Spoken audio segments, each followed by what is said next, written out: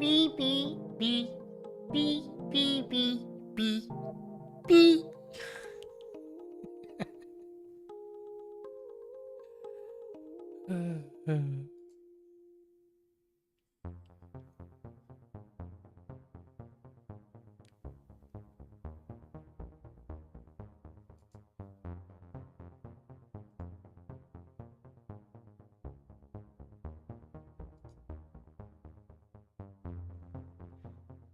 Are we ready to do this? Is my mic working? I think it is. I think it's working. It's 7 o'clock. Let's do this. Welcome. It's Order 42. I'm Rob. How's it going, Caleb? And Wraith is here. Welcome, Wraith. Yeah.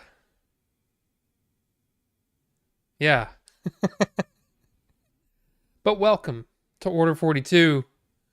We're doing the thing today. Yeah. We're doing it. How's everybody doing? It's been a weird week, right? A week full of, well, I mean, unfortunately, bad news. A week of a bit of disappointment. But hey, we're gonna talk about it. And it's gonna be good. But welcome, Caleb. Welcome, Wraith. Welcome to the lurkers out there. I know you're out there, and it's okay. I think it's awesome.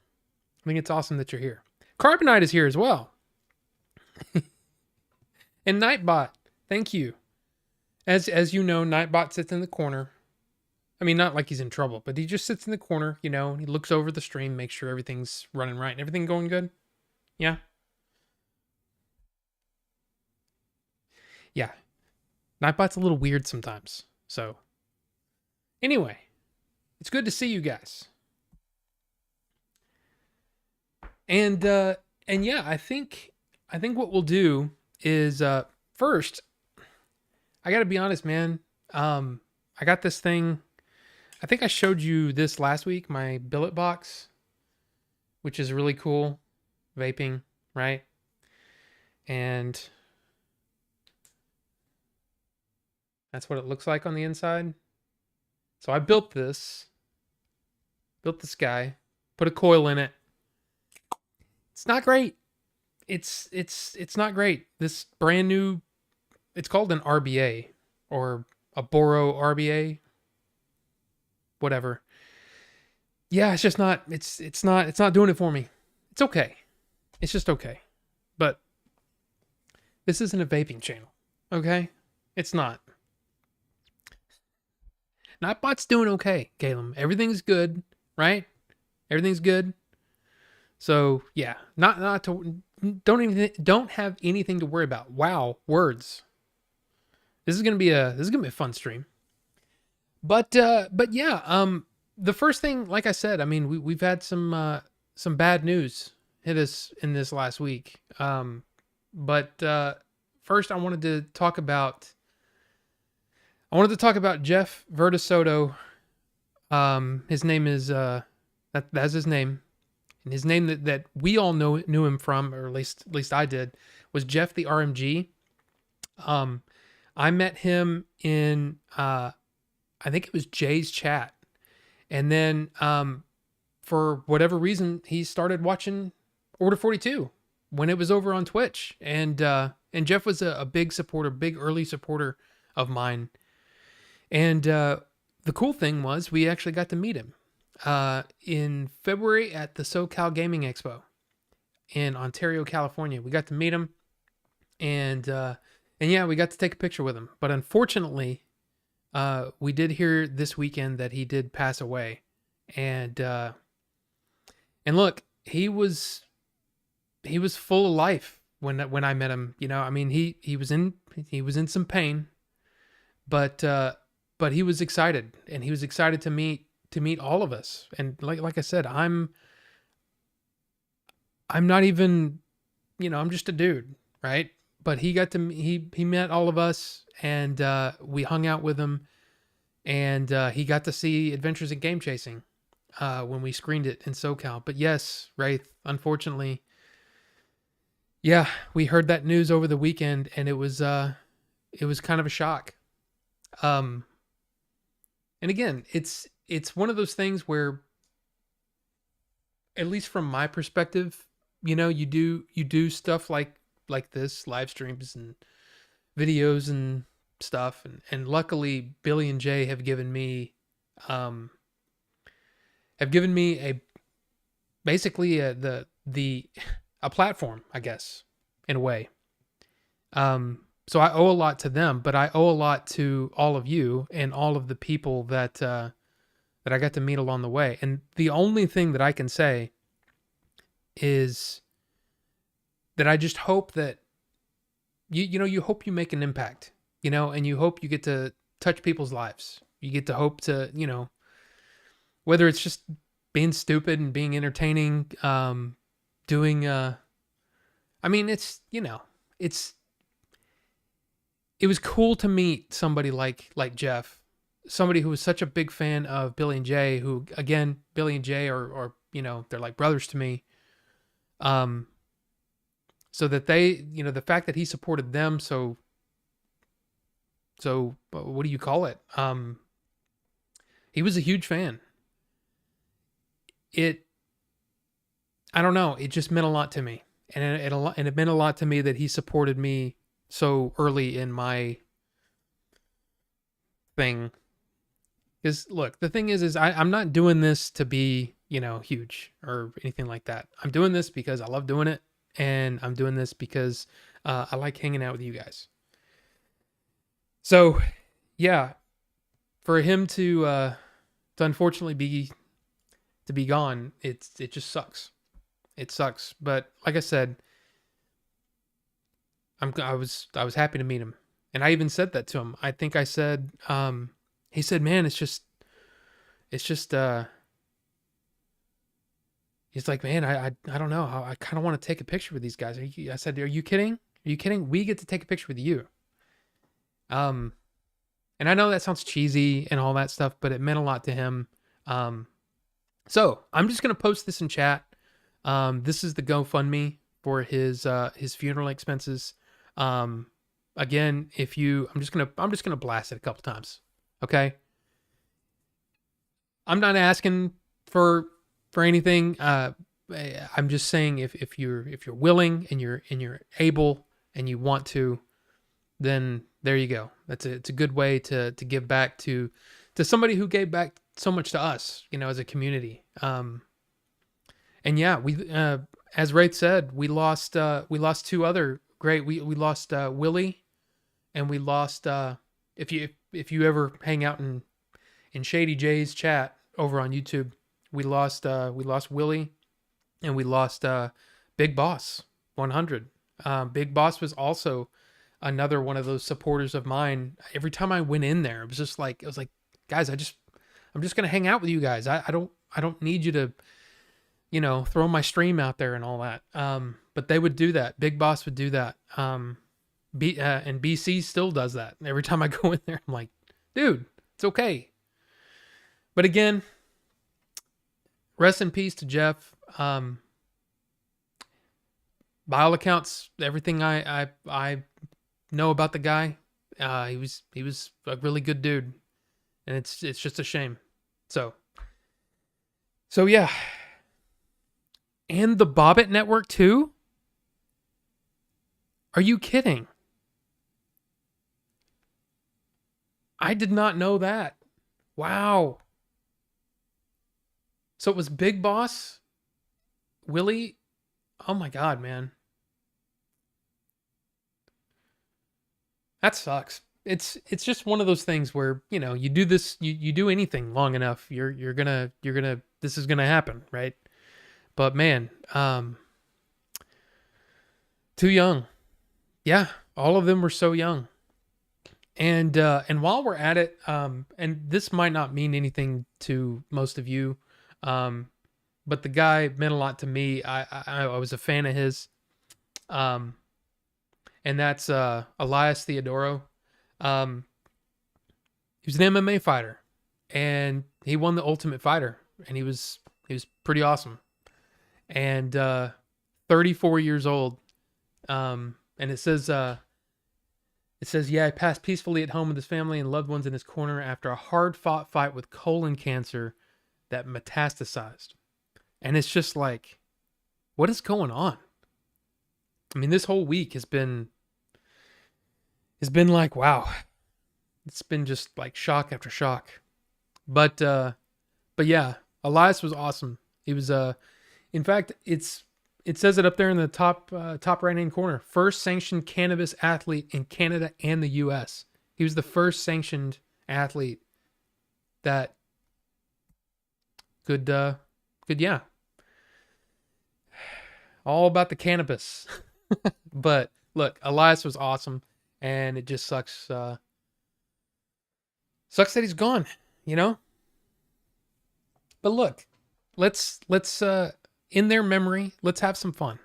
You know, let's talk about the things, let's talk about some fun stuff. Anybody got some stuff out there? Because I'll be honest with you. Because of all of the because of really D23, there hasn't been a whole lot going on. I'm hearing some noises. Give me just a second. I'm going to mute myself, but I'll be right back.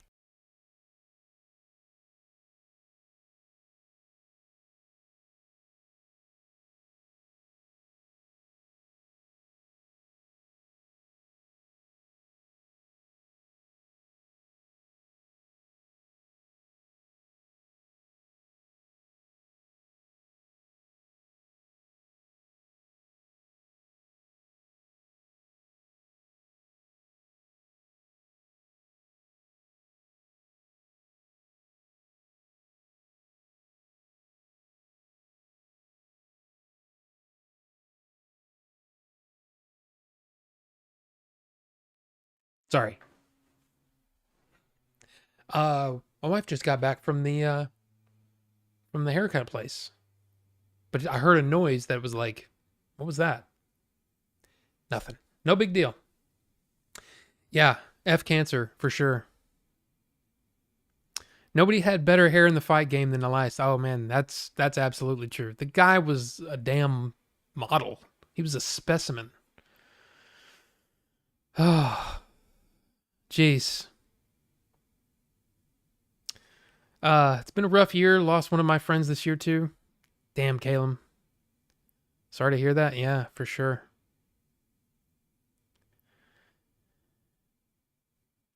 Okay, I missed last week, my friend, but Rings of Power, who's the tall dude who fell from the sky, as you are more well-read on Tolkien?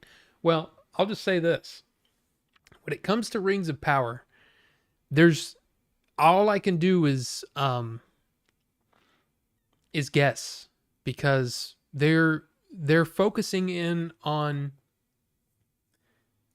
specific things. Like, there's a wider story that I'm aware of, but it's like a bit of information here, a bit of information here, a bit of information here, a bit of information here, over like 30, I think it's 3,400 years, which is what the Second Age takes place in. But apparently, this is taking place toward the end of the Second Age, Rings of Power, which is something I didn't know.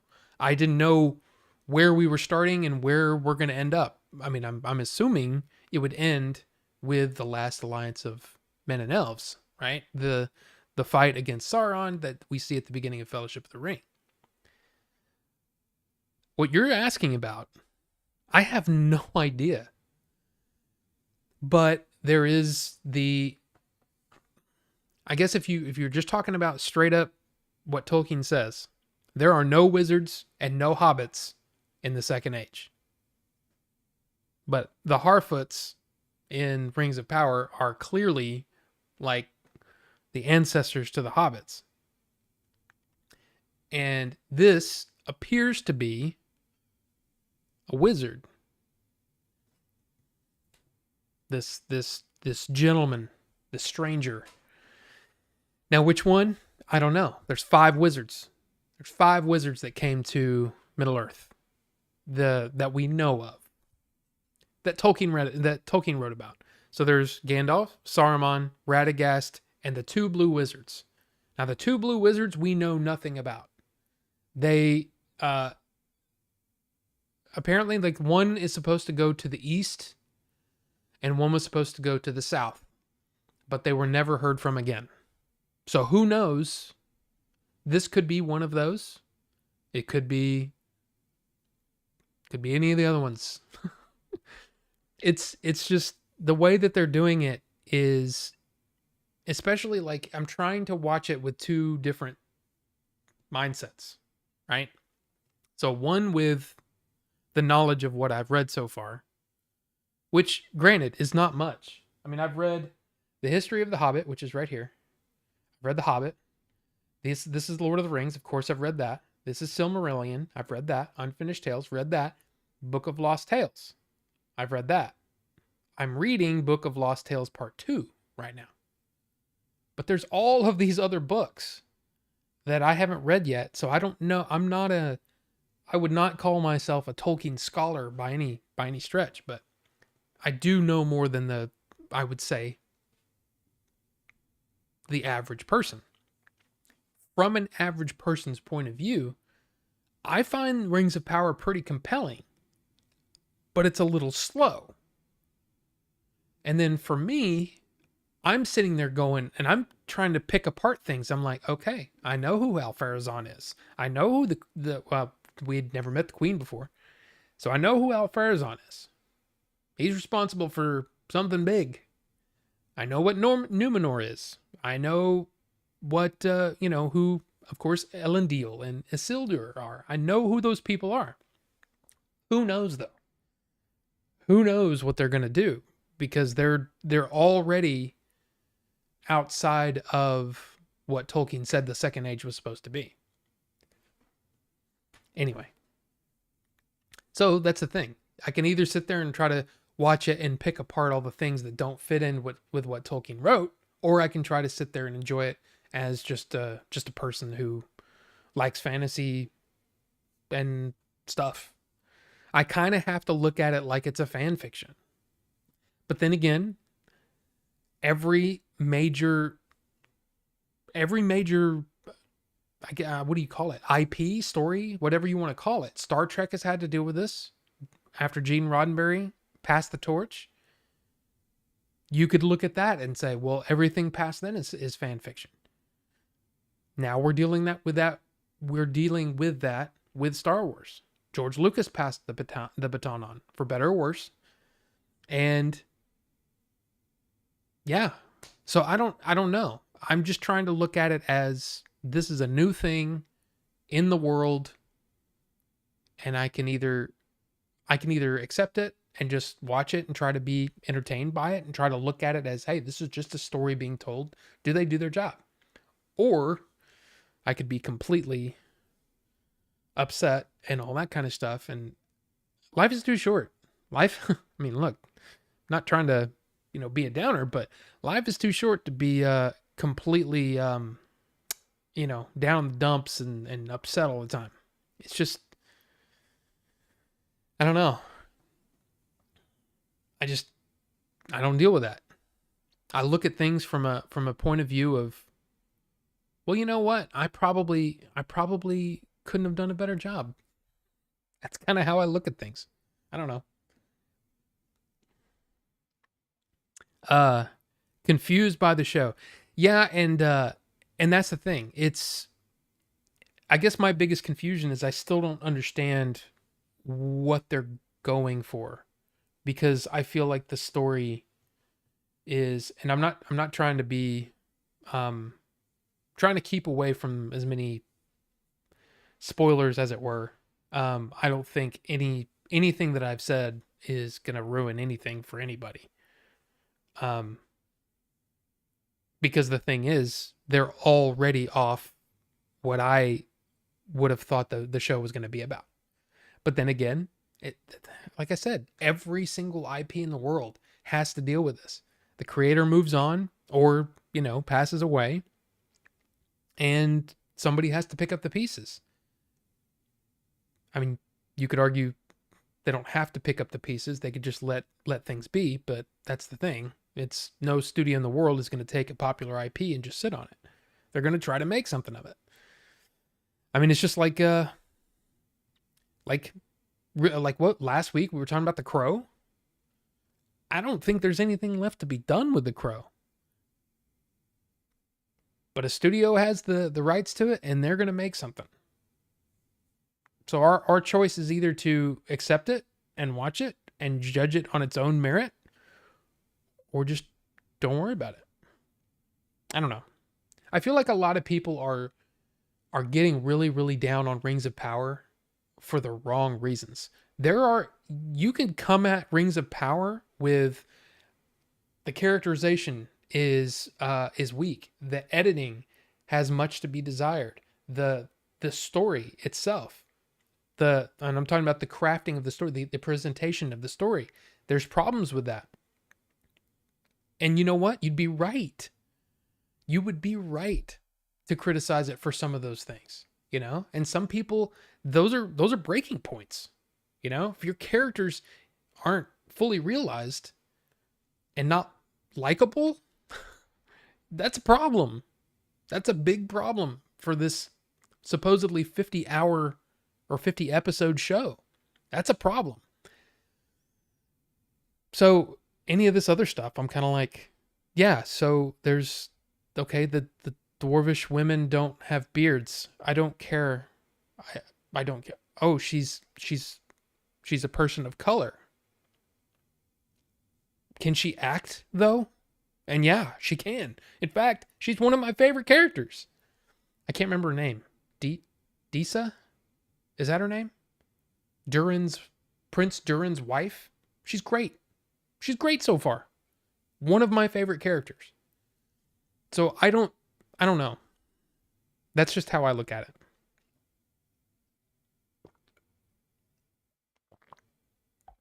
Were hobbits magically created or something? Well, see, that's the thing. I don't think he ever got to that point.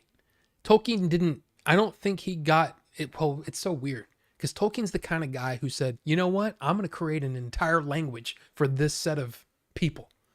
For the elves, yeah, they're getting their entire language. All their names mean something. And they have, each person has like 3 or 4 names. Gandalf has like 6 or 7, right? He's that kind of guy who gets really, really into the minutia of things, but didn't go into how the hobbits and wizards showed up, really. All we know is that the wizards, the Istari, are basically sons of the Valar, which are kind of like the gods. It's interesting stuff. But yeah, a lot of it just doesn't, he didn't get into how the hobbits just showed up. So, I mean, in a way, I kind of appreciate what they're doing. It's just, of course, we're still like, what, thousands of years away from, even if this is still the Second Age, right? We're still thousands of years away from the Shire, you know? So, in fact, there's quite a big thing that has to happen, which is going to be, I'm not going to lie. I'm looking forward to it. As crazy as some of this show is, I'm looking forward to seeing some of the stuff and how they're going to pull it off. And I'm telling you, the one thing that you can't really dog the show on is the way it looks. It looks gorgeous. Not a big fan of some of the costumes, but for the most part, it looks amazing. So I'm interested. I don't know. Is that a bad thing that I'm really into good effects and all that kind of stuff? Okay, wait. Knights of Old. I saw you in there. What did you say here? And then we lost him. I missed the first part of what you said. Where did the first part go?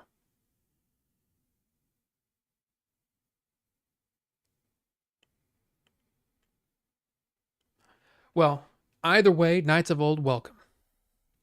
Not many can successfully continue once the author is gone. One of the few good exceptions is Dark Crystal. The original was good, and so was the Netflix. Man, was it good. It was a little slow to start, but man, I really enjoyed that show. I'm really hoping that someone else picks that up because that was great. And yeah, The Crow, I don't know. Yeah, I'm not bothered about race or how people look and they act. That will do. See that, and that's, to me, that's really what it comes down to. Again, I think my best example was that, Stuart Townsend. If you know who Stuart Townsend is, he he played Lestat in Queen of the Damned, and he was also in League of Extraordinary Gentlemen. I think he played Dorian Gray, I think. Anyway, Stuart Townsend was supposed to be Aragorn. And Aragorn, so for whatever reason, they filmed with some stuff with him, didn't work out. So they called Viggo Mortensen and said, "Hey, get on a plane, let's go." And but I said that if they hadn't called Viggo Mortensen and they'd called Idris Elba, you know what? I would have been completely fine with that. Because Idris Elba is a hell of an actor. So really, I think that's what it comes down to for me. Can the person make me feel something? And honestly, Viggo wasn't great in the role. To me, there are moments where he's really, really good, but there's some others where it's like that's a weird choice. I don't know. I still like him though.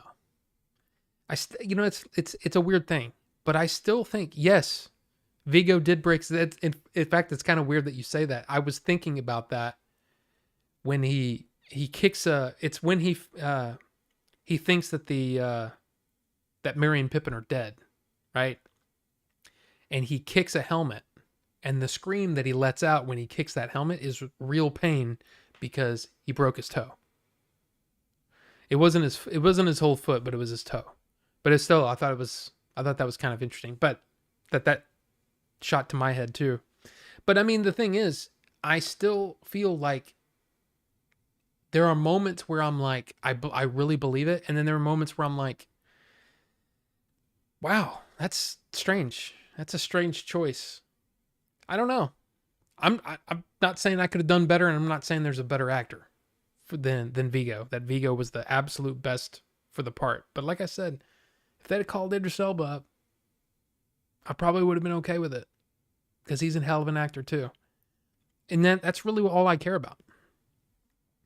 And yes, they did keep that in the movie. Yes. Okay, wait a minute. I was just thinking of it as an example where the author died, and then Wheel of Time. Okay. Yeah, he was talking about Wheel of Time. Yeah. I like Wheel of Time. In fact, the last few books have been really good. And I'm really getting into it. But I'm at the point where a bunch of, they call them booktubers, the people that, do book reviews and stuff on YouTube. There's a lot of people that call 7, 8, 9, 10, and 11 the slog, where those books are a little slow. Well, after I finish Book of Lost Tales Part 2, which is right there, it's hard to do because I'm actually pointing at the Silmarillion, but on film it looks like. So yeah, there you go. Book of Lost Tales Part 2. Once I finish that, I'm getting into what's considered the slog. John, what's up? Wanted to let you know I finished book 2 of Gentleman Bastard series. Freaking love it. Right? I love that book. In fact, I think I might have liked, I don't know, the first one's so good too though. The Gentleman Bastard series, if you like to read, Scott Lynch wrote what's supposed to be a larger series, but so far there's only 3 books. The first one is The Lies of Loch Lamora is the first book, and the second book is called Red Seas Under Red Skies, I think. All I know is they're awesome. I'm really, really enjoying it. I got a 3-pack on my Kindle like 2 years ago for really cheap. I'd heard somebody mention it. The Gentleman Bastards. It's a really great series. And I'm like, oh, okay. I'll keep an eye out. And it just so happened to be on sale on Kindle. I bought the whole trilogy for like $12 or something. Ridiculous. And I'm telling you, it has been worth it. It's been a really, really, really good series. And the audiobook, Michael Page reads from the audiobook, and he is amazing. So hey, check out your local library. I'm telling you, if you're a reader and you don't have a library card, you need to do it, because like mine has a full, just tons of stuff that you can borrow, and I can read it on my Kindle, and it's awesome. So, including audiobooks too. So, I would definitely check that out if you haven't already. Maybe Rings of lots of shows have a bad first season. Maybe Rings of Power will pick up. Yeah, I mean that's the thing. I'm in for it. But it's, I don't know. I wanted it to be something that every time I sat down to do a review, it was like, I got no problem. I can just talk because everything is awesome.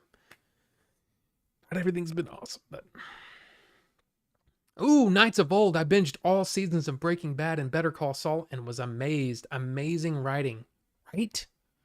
Just some of the best. Man, I love those shows. Love them. And did you hear that Better Call Saul over the years has been up for 46 Emmys and won 0? That's a shame. It's kind of the same thing with bands. If a band loses a singer that's been with them for years, it's hard for them to recover with a different singer, for sure. I want to see Elba. Oh man, Idris Elba as a Jedi or a Sith. I don't like Idris Elba as a villain. I like him as a good guy. But yeah.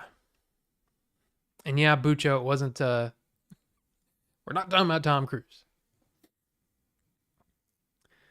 So glad summer's about to end. That feel of autumn arriving is so relaxing. You and me both. It has been so nice to not, like right now. It's 7:30 right here.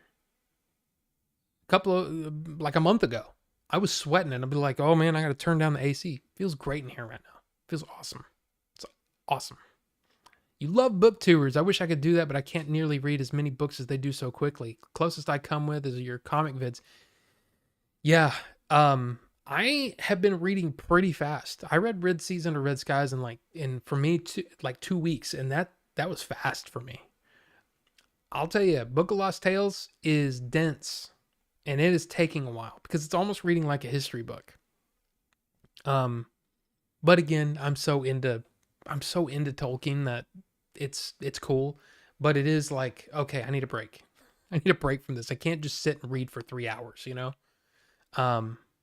But no, I like them too. There's a few that I like. And I can't remember their names off the top of my head. And the thing is they do such a wide, booktubers in general do such a wide range of videos that I can completely understand when someone doesn't subscribe to someone like me, you know, because I do a pretty wide range of stuff. I don't do just the big blockbuster movies or the latest movies. I do older movies. I do my Ridley Scott movies. I do Indian movies. I do a whole bunch of crazy stuff. So I get it. But man, it's the same with them. I cannot subscribe to them because they do so many videos and I don't understand how they do it.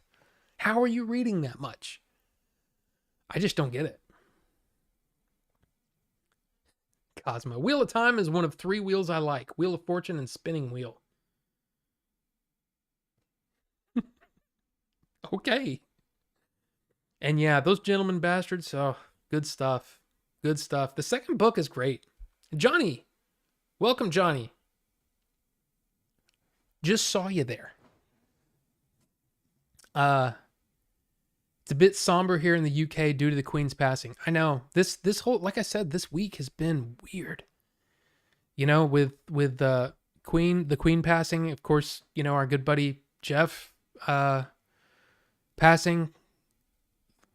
An MMA fighter I really like passed away. I mean, 34 years old, which is just nuts. So yeah, it's been a weird week. It's just really been strange. I told my German friends about Scott Lynch, and apparently it is translated into German. That's so cool. That is cool. And I'd be curious how I'd be curious how that works in German. I mean, I was thinking audiobook, I guess.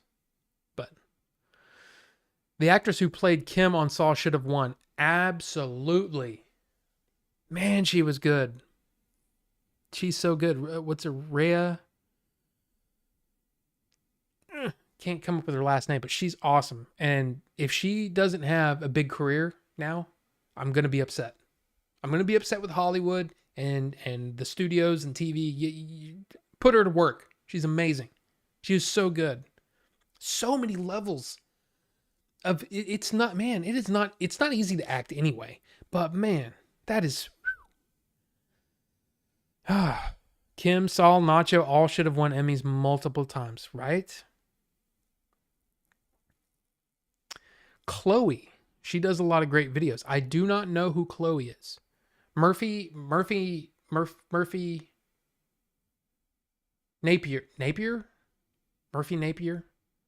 She's the first one that I started watching, and then I watched Daniel Green, and then now I can't remember the guy. He's a bald guy. He's big into Stephen King. Been watching some of his stuff too lately. He's kind of into the same thing I am. He's into the Stephen King. He's into the fantasy and the sci-fi and stuff like that, which is like, that's me. But again, he does so many videos that I'm like, I can't.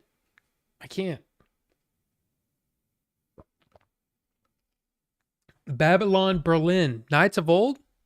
It is still on the list. In fact, where is that?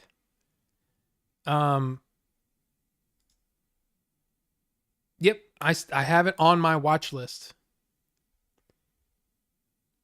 In fact, that might be the next thing I try to check out. Because I finished Mayor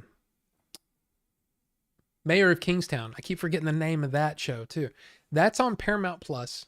It's with Jeremy Renner, and it's by the same guy that did like Yellowstone and Hell or High Water, Taylor Sheridan. He did what's the oh god, the Wind River. Did you guys see Wind River? Jeremy Renner, Elizabeth Olsen. That movie is insanely good. Watch that. But anyway, Jeremy Renner, it's the same guy. Taylor Sheridan wrote and created Mayor of Kingstown. It's about a guy who's kind of like, he's sort of like an advocate for prisoners. So there's a big prison in Detroit, or not Detroit, in Kingstown. Big prison, and he deals with the inmates and with the people on the outside, the cops and the guards. It's one of those shows where I started watching it, seriously, about 15 minutes in, I'm like, this show's not going to be for me. And then next thing I knew, I was starting episode 2 and just went through and watched the whole damn thing. Really, really good show. Like, surprisingly good. I loved it. So, yeah. Oh, but anyway, I don't know how I got onto that. Right next to Miramar. Oh man, do you get to watch like a bunch of the air shows and stuff? Because don't they have like a big international air show at Miramar? Because I think I've seen. Can I talk today? I think I've seen a bunch of clips from there, and I'm like, man, I want to see this air show because it looks insane. There's so much stuff. But anyway, wait, whoa, what happened? Speaking of German, oh yeah, Babylon Berlin. That's what I was talking about. That's what got us onto it. You may like books with Chloe. She can binge read multiple books in one weekend. See, I could do that too, depending on what I'm reading. Like Gentlemen Bastards, if I had the time to just sit and read it, I could do that. I could totally do that. A lot of Stephen King is like that too. But I would challenge anyone to read some of this Tolkien stuff and retain it and read it that fast. Wind River's awesome, Magnus, and welcome, Magnus. But yeah, for sure, you should totally give it a shot. Gem of a movie, Phil. Yep. Don't forget to smash that like button like it was someone's hot mother. I mean, there you go. Smash that like button like Stacy's mom. All right. Okay. As if that's where we're going. Did you know that Peter Steele from Typo Negative died from diverticulitis? I did not, Magnus. When was this? Was this recent? Daniel Green was the reason I started reading fantasy again, discovered Joe Abercrombie because of him, and also discovered Murphy Napier because of him, and because of Murphy, discovered Gentlemen Bastards. See, me and Bucho. So it's all connected on a galactic and subatomic level. I mean, do have a big air show once a year. I love going to an air show, but the thing is, to me, going to an air show it's almost like going to like Six Flags. To me, I'm the kind of person that once I ride the ride, I'm kind of good. And they're like, hey, let's go out to Six Flags. Why? I've ridden all the rides I want to ride. And they're like, yeah, but we can do that. I'm like, no. So, like, why would I've done that. I want to do something new. Air shows are the same thing, especially the one near me, because I'm in line with an airport, right? This air show that's by me, seriously, it's the same every year. Just switch out the Thunderbirds with the Blue Angels. And once you've seen both of them multiple times, you almost know the routine, and it just gets old. But I would like to go to a really big international air show. Been reading The Hobbit to my daughter, and I'd forgotten just how cool Beorn was, and all the implied history Tolkien gave him with Gandalf's descriptions to the dwarves. Yes. And Beorn was always one of those that, for the longest time, I didn't like the character, because they cut Beorn out of the cartoon, The Hobbit. But yeah, Beorn's cool. Beorn's really cool. And I'm really interested in getting into like Fellowship of the Ring again, because I don't really remember Tom Bombadil. And Tom Bombadil apparently is one of those characters that some people love him and some people just hate him. And like, why is that even in the book? But I really want to get into that again, and just sink my teeth into it. You know what I mean? Top 5 cartoons before the 80s. I don't even know. The 80s is when I was like online, I was born in the 70s, but I was online in the 80s. I don't remember the 70s very well. I'm just going to say. Oh, okay. I guess you could say that. Yeah, Bugs Bunny, Tom and Jerry.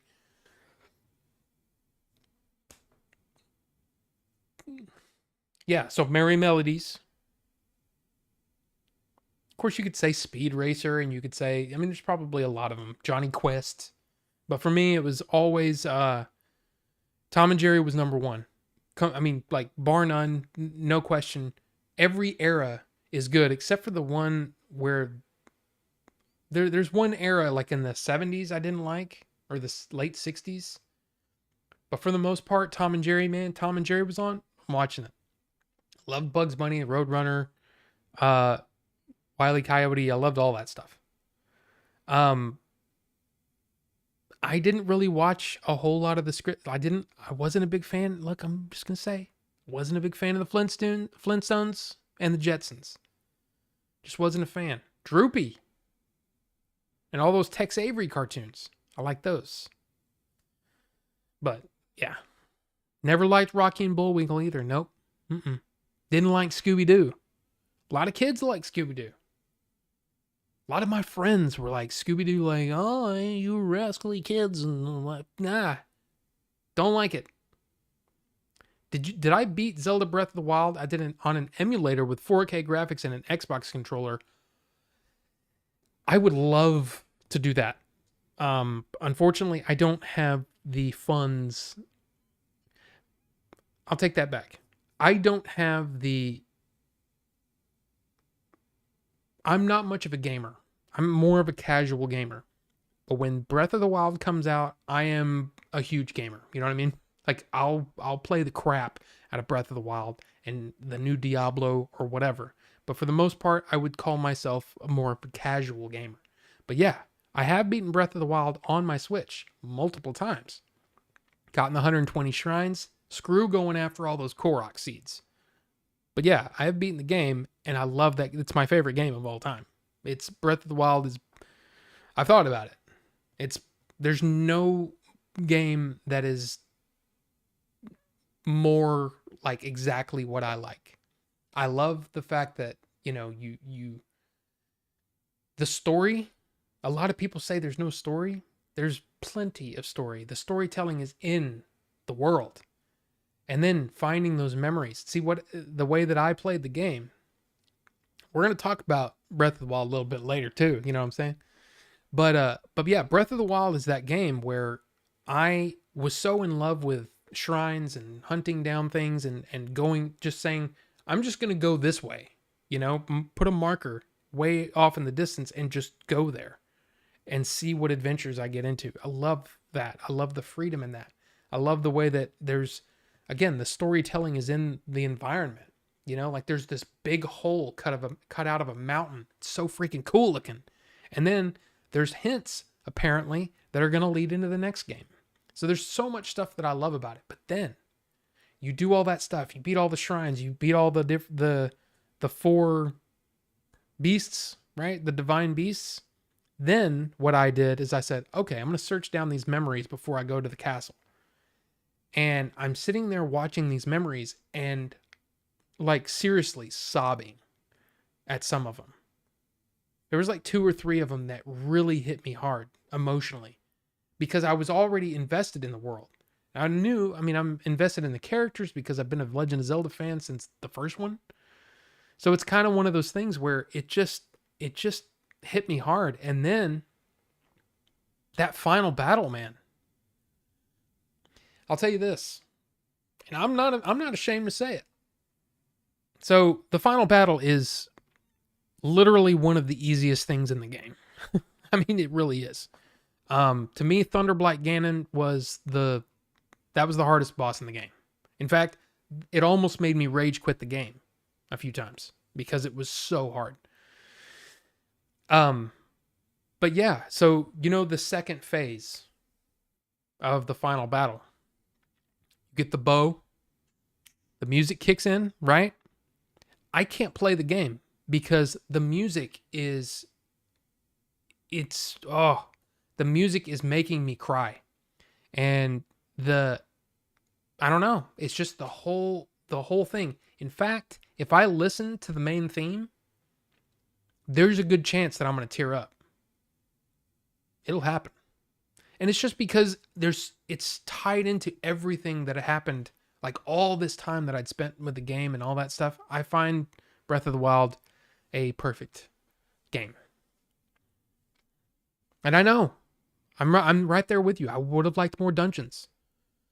The shrines were like mini dungeons, 120 of them. I was kind of cool with that. But I want more. In fact, when the DLC came out and there were new dungeons, I was like, cool. I love it. But man, beautiful game. Anyway, let's move on. Which Tom and Jerry? Wait. Oh my God. Holy crap. I'm so behind because I started talking about Breath of the Wild. See, that's what happens. That's what happens when you get me going. Bro is already talking about going back to Disney and I'm like, yeah, I think I'm good. Yeah. See, I'm way behind, guys, because you get me talking about stuff. And Tom and Jerry, I love Tom and Jerry. Love it. In fact, hold on. I think it's DH. Tom and Jerry DH era. That's it. This is the era that I wasn't a big fan of. these over here on the right, up here. I didn't like the style. I didn't like the art style. Just not my thing. So there you go. There's your answer there. Chili the Penguin, don't remember that. Popeye, never was a big fan. Battle of the Planets. Okay. Battle of the Planets, gotcha, man. Absolutely. And Star Blazers. Did I tell you the story about Billy the other day?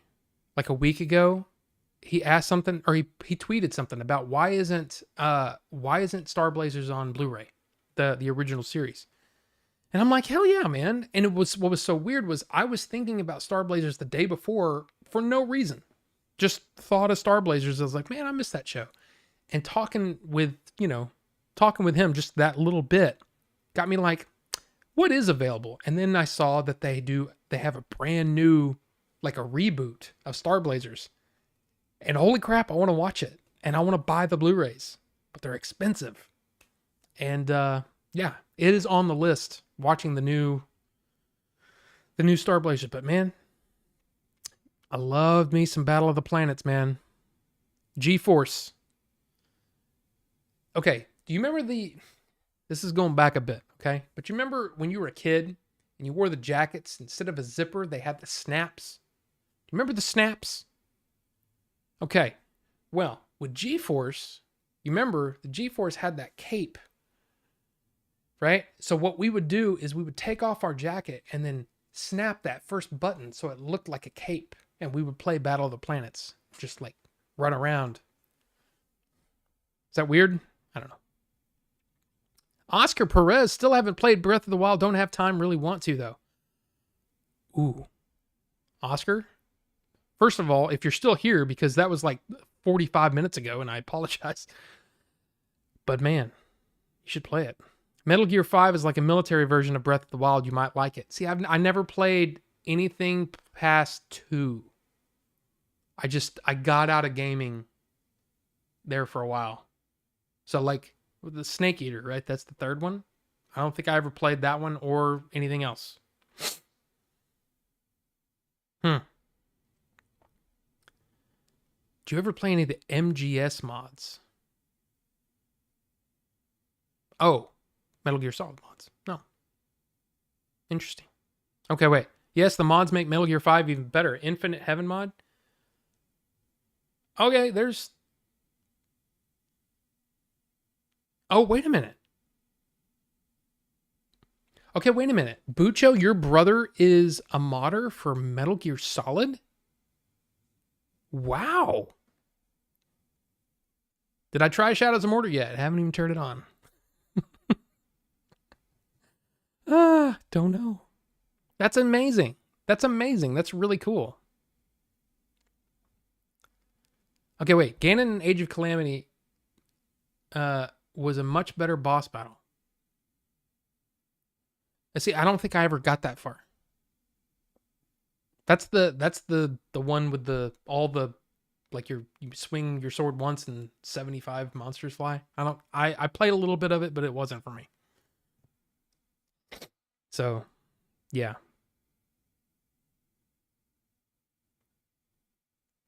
Elden Ring. See, and Elden Ring is one of those games where I've seen people play it and I've seen people get frustrated at it.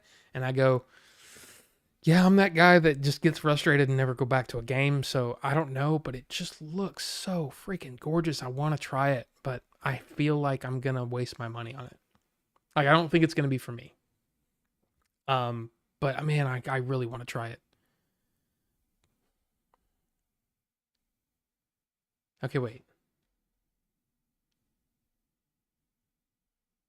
Okay, wait. The only thing I didn't like about Breath of the Wild was that dungeons were too small, but there are fan dungeons. See, and that's part of the reason why I would love to get a PC to be able to mod Breath of the Wild.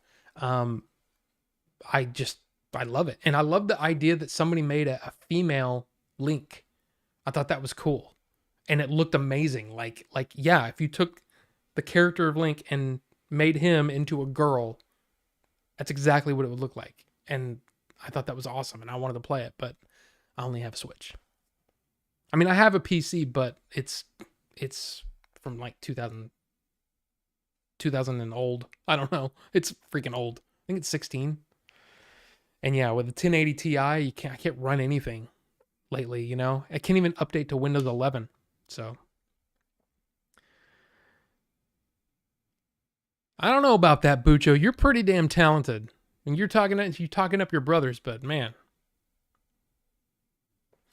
Okay, wait. Animation and writing was just awful. Did I know Garbage Pail Kids has books now? Yeah, There you go. Smash that like button like it's a stepmom in an adult film. Thank you, Caleb. I appreciate it.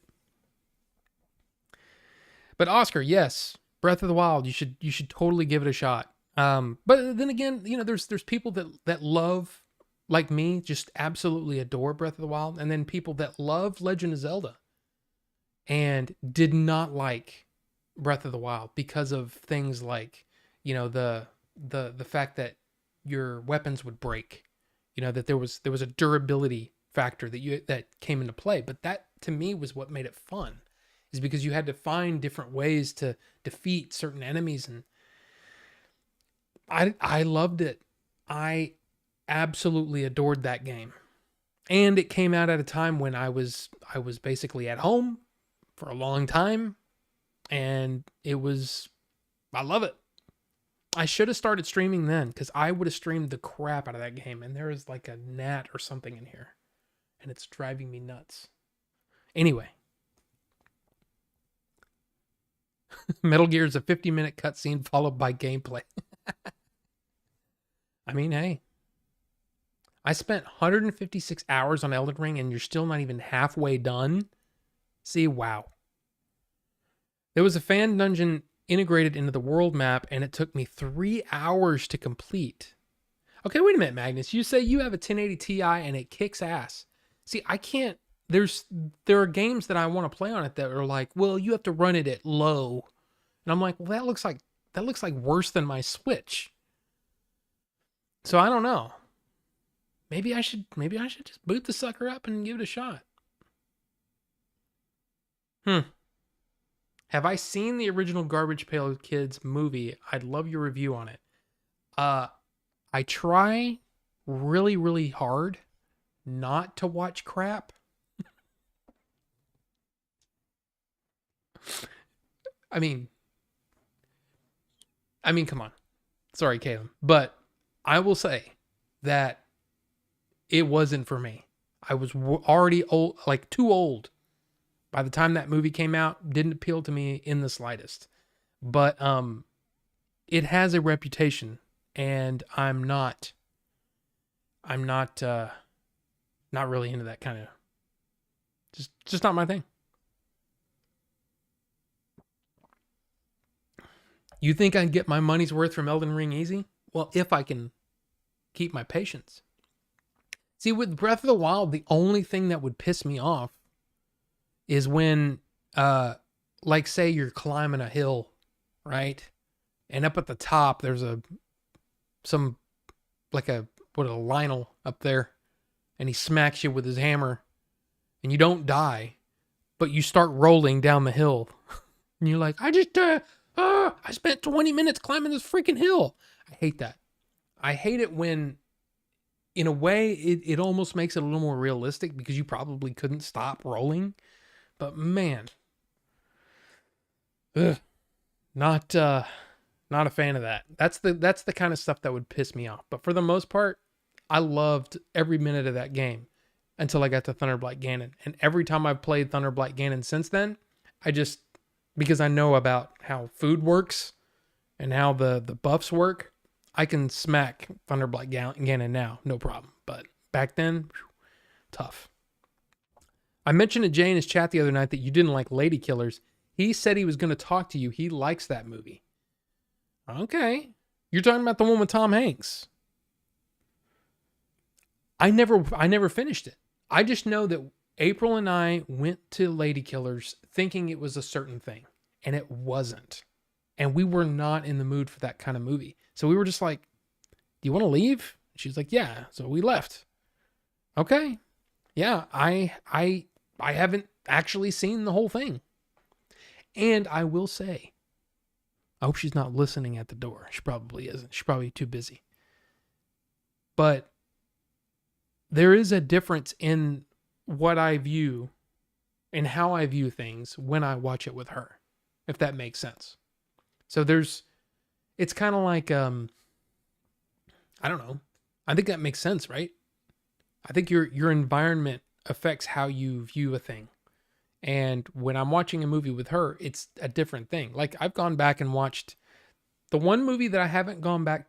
Okay, two movies that I haven't gone back to watch that I kind of think I need to watch again is Arrival and Annihilation. I came away from both of those movies going, meh, I don't really see what the big deal is. Like, I understand that people like those movies, but what's the big deal? I need to watch those again on my own and see if those work. Lady Killers might be one of those too. I don't know. PC gaming, biggest con and money maker going. I mean, it just kind of sucks, you know? But it's like anything. What's Arrival with Amy Adams? Yes. There's a lot of people that just swear by that movie, and I kind of came away with it going, yeah, who didn't see that coming? Like I like a lot of the sci-fi elements to it. It's Denis Villeneuve, right? I love Denis Villeneuve. But I'm sitting there going, I don't see why everybody's going nuts over this movie. Oh, okay. I did not enjoy Arrival. See, I mean, that's one of those things. But yeah, I really would like to get into. I would love to have a super badass PC right now. I'd love that. There's some games that I would love to play. I want to play that Super People. It's a battle royale. I want to play that game. I'd be terrible at it. Trust me, I would be absolutely horrible at it. But I want to play it because it looks fun. It's coming back. I don't know if it's actually releasing in October, but at least it's coming back in October at some point. But imagine PUBG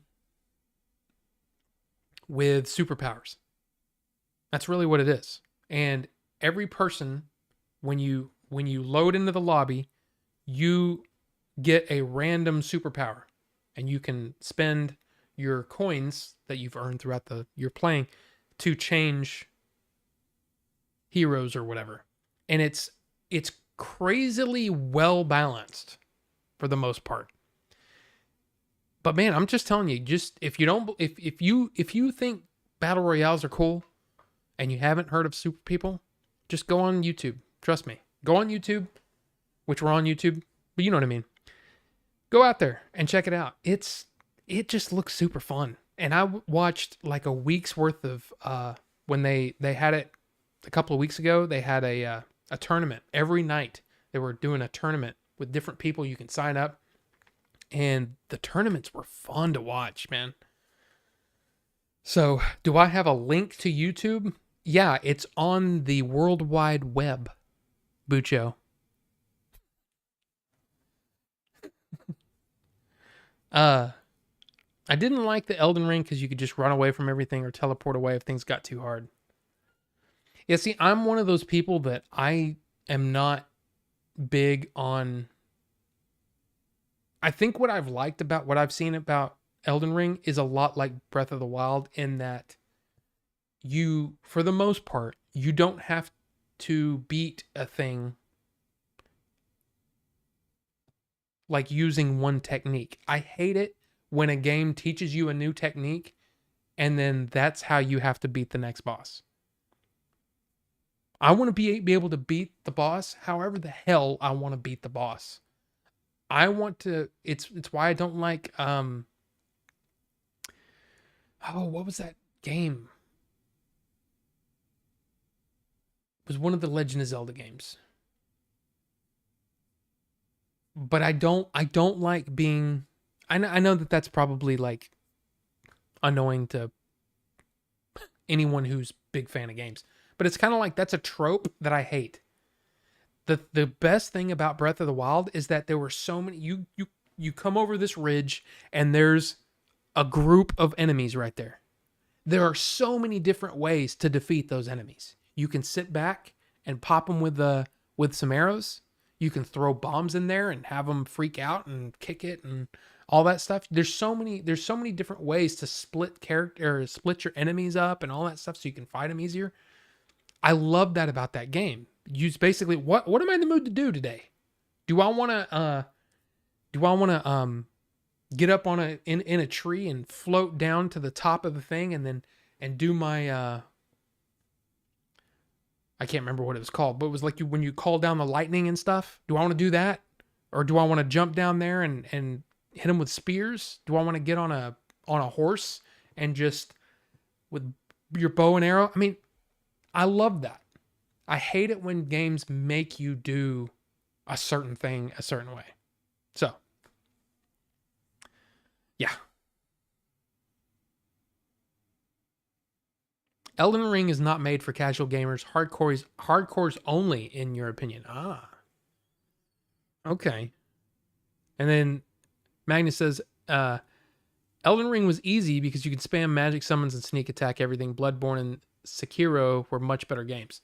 Yeah, see, I loved watching Bloodborne and Sekiro. I looked at that and said, not for me. So, yeah. I suck at those types of games. Leave it to you, young whippersnappers. That's it. Yeah. My ass too old, Magnus. Phil, I'm the same way. I like going in guns blazing, you know. I would hate it when it would make you do a certain thing. But anyway, I'm probably gonna give Elden Ring a shot at some point. It will happen. I just don't know when. And I would love to play Half-Life Alyx in VR. I've seen a lot of that game. I really want to try it. That's the number one thing. I mean, look, we don't really have an agenda per se today. Other than, I mean, I have some things that I want to talk about, but we can talk about a little bit of the state of play right now. It irritates the hell out of me that we have the Meta Quest 2 or Oculus Quest 2. Now there's going to be an Oculus Quest 2 Pro and then the PlayStation VR 2. How much are these things going to be? Because I guarantee you, it's not worth it if there are no games to play on it.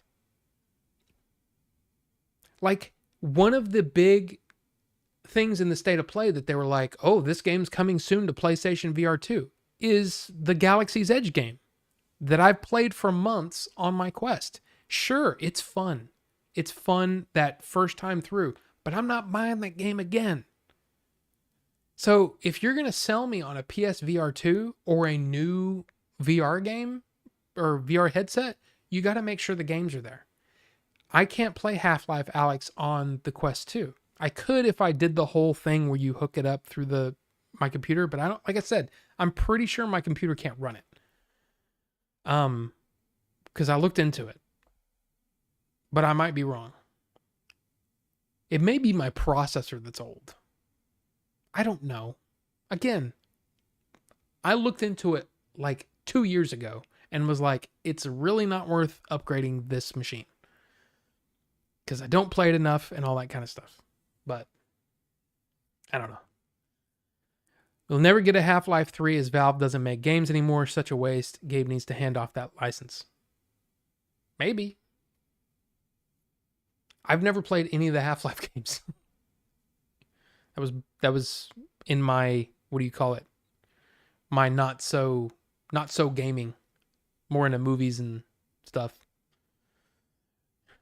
Drove around in a mech in Metal Gear 5 and ran people over. Dark Souls is great. Haven't played Elden Ring yet. Mainly don't like George R.R. Martin's writing. I don't mind George R.R. Martin's writing. I think he's pretty good. And from what I saw of Elden Ring, I think it's probably up to my speed. Did I play Hyrule Warriors Age of Calamity? Yes. My problem with it was I just wasn't a fan of the gameplay loop, you know?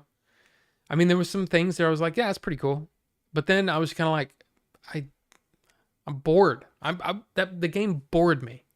So what I did was I quit streaming it. I was streaming the game at the time. I streamed like a few streams and was just like, I don't want to play this game. It's just not fun to me. So I just sat back and watched one of the where it plays all the story or whatever. And that's, yeah. But I still haven't gone back to it since I streamed it.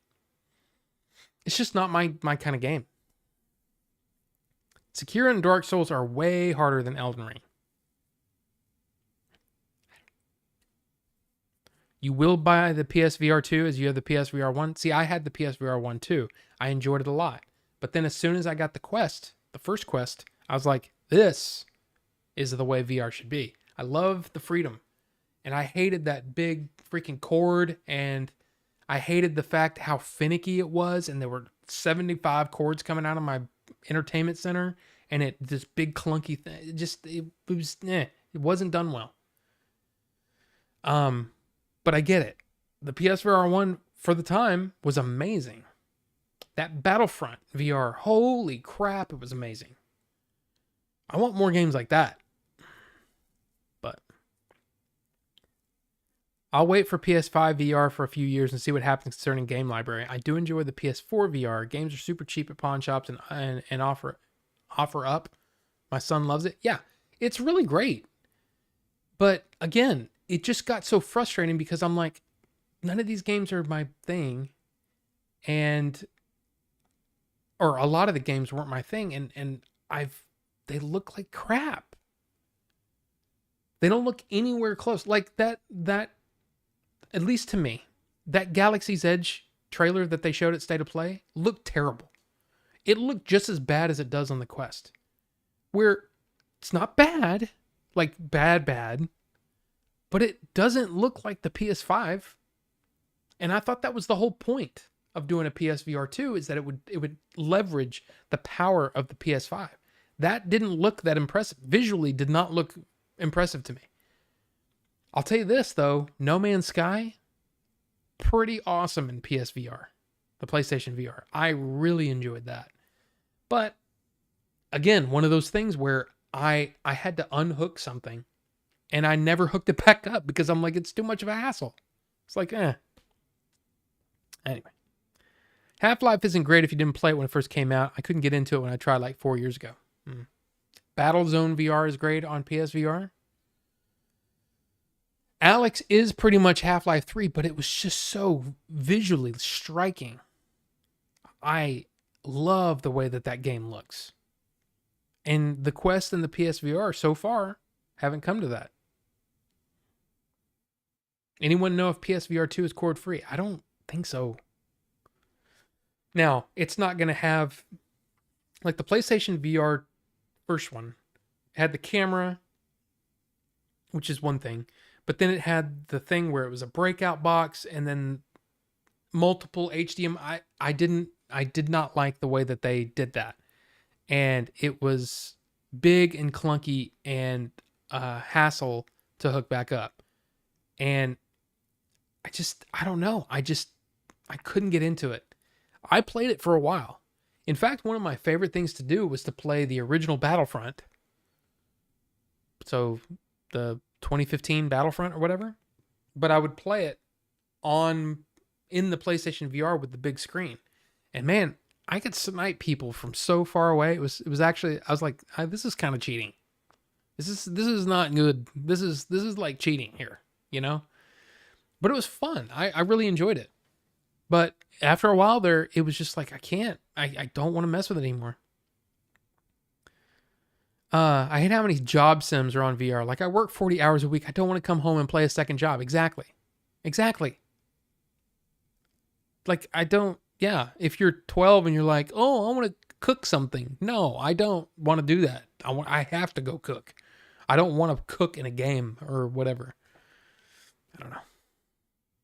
All those VR games are a joke after you play Alex. And that's what I'm saying. These companies, it's almost like, and this can go for any game company. This can go for different studios. This can go across the board. They're not looking to innovate. Half-Life Alyx was, here's this technology and we're going to push it as absolutely far as we can go. We're going to put a ton of development time and effort into this. And then the rest of these games are, how fast can we churn this out as quickly as possible, as cheaply as possible, and try to make it as profitable as possible. And that's just not the one.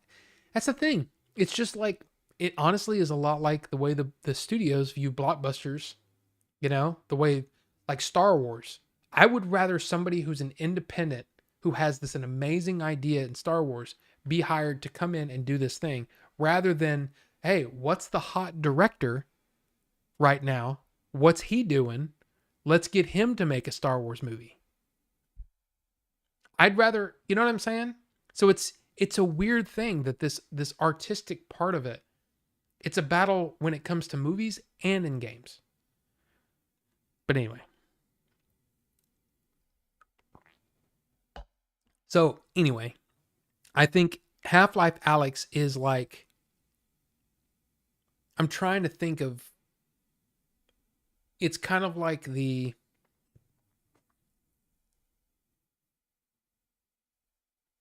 don't know how to, I can't think of a movie right now, a good enough movie that fits it, where it's like, okay, well, that just ruined all of this other stuff because that is so next level. I wish there were better games. I'll tell you what though, that even though I'm not a big fan of it's not that I'm not a big fan of Walking Dead. I feel like zombies are kind of played out. That's why I've never been big into Resident Evil. It's just not my thing. I'm not saying that it's bad. I'm just saying it's not for me. It's not my thing. I enjoy watching the games, but they're not games that I enjoy playing. Anyway, what was my point? Oh, the Walking Dead VR is really, really well done. Like, really well done. It's just not my thing. PSVR nowhere close to Oculus quality image that my brother-in-law had. Good enough for me. I'm not a serious gamer. Playing NES now mostly. Punch Out, baby. Hey. Those classics. There was a point where I would and again, it was back when I was more of a I've probably always been like a casual gamer. But I would come home and I would play, and I had my NES hooked up, my SNES hooked up, and I would beat Castlevania 4, and then I would switch over to the Nintendo and I would beat Mega Man 2. And I would just, Mega Man 2 was probably my favorite Nintendo, probably my most played Nintendo games. Probably not my favorite, most played Nintendo game. Castlevania 4, without a doubt, is my most played Castlevania game. Or my most played Super Nintendo game. Link to the Past is the best Super Nintendo game, but I played Super Castlevania 4 more than any of them. Never played Rondo of Blood. Never played it. And some of those Castlevania games are clunky. If that might be the one that I have played and I've completely forgotten because it was part of some collection somewhere. But some of those games, they just don't work for me. They don't have that tight controls that Castlevania 4 did. And Castlevania 4 has its own problems, but I love that game. Part of it is the soundtrack. Love the soundtrack to Castlevania 4. PSVR is on the shelf and has not been hooked up in months. Yeah, I gave it away. I gave mine away. And I had the gun thing, with which I'm kind of bummed out that I actually traded or gave that away. But with Farpoint. Farpoint was a damn good game on PSVR. But I still hadn't, I never finished it. But man, that one was impressive. I would absolutely love a Metroid Prime game in VR. Oh, dude. Second double of the week, Oscar? Jeez. Can we have a VR about Bucho's home? I would, dude. Look, Bucho lives in New Zealand, okay? And I know that, whatever. I'm not giving his address or anything. But man, I want to visit Bucho. If I can get the money together, and because it's also a reason, right? I've got to have a good reason, and I've got to have the money. All those things have to come together.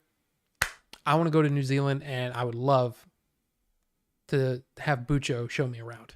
Oh, dude, are you kidding me? Bucho, for those of you who don't know, Bucho and Cosma, his name's Jeff. He's Darth Octavius in fact, he's Octavius in the Discord. But those two guys have been around me, fans of mine, since 2005. I might just say fans of the Switched On show back in the day, the old podcast he used to do. But they've been around since 2005. That's a long time that they've been hanging out and chilling with me, which I still don't get. I'm just a dude. But love those guys. Those guys are some of my oldest internet friends, I guess you could say. So yeah, I would love, man, come on, Jeff, let's figure out a reason why the two of us, we shouldn't go to freaking New Zealand and hang out with Bucho. Since 1965, that was the joke. Yeah.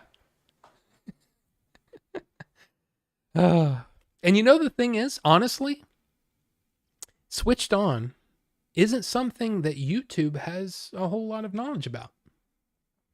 A lot of that was from Twitch. A lot of those Twitch people have come over.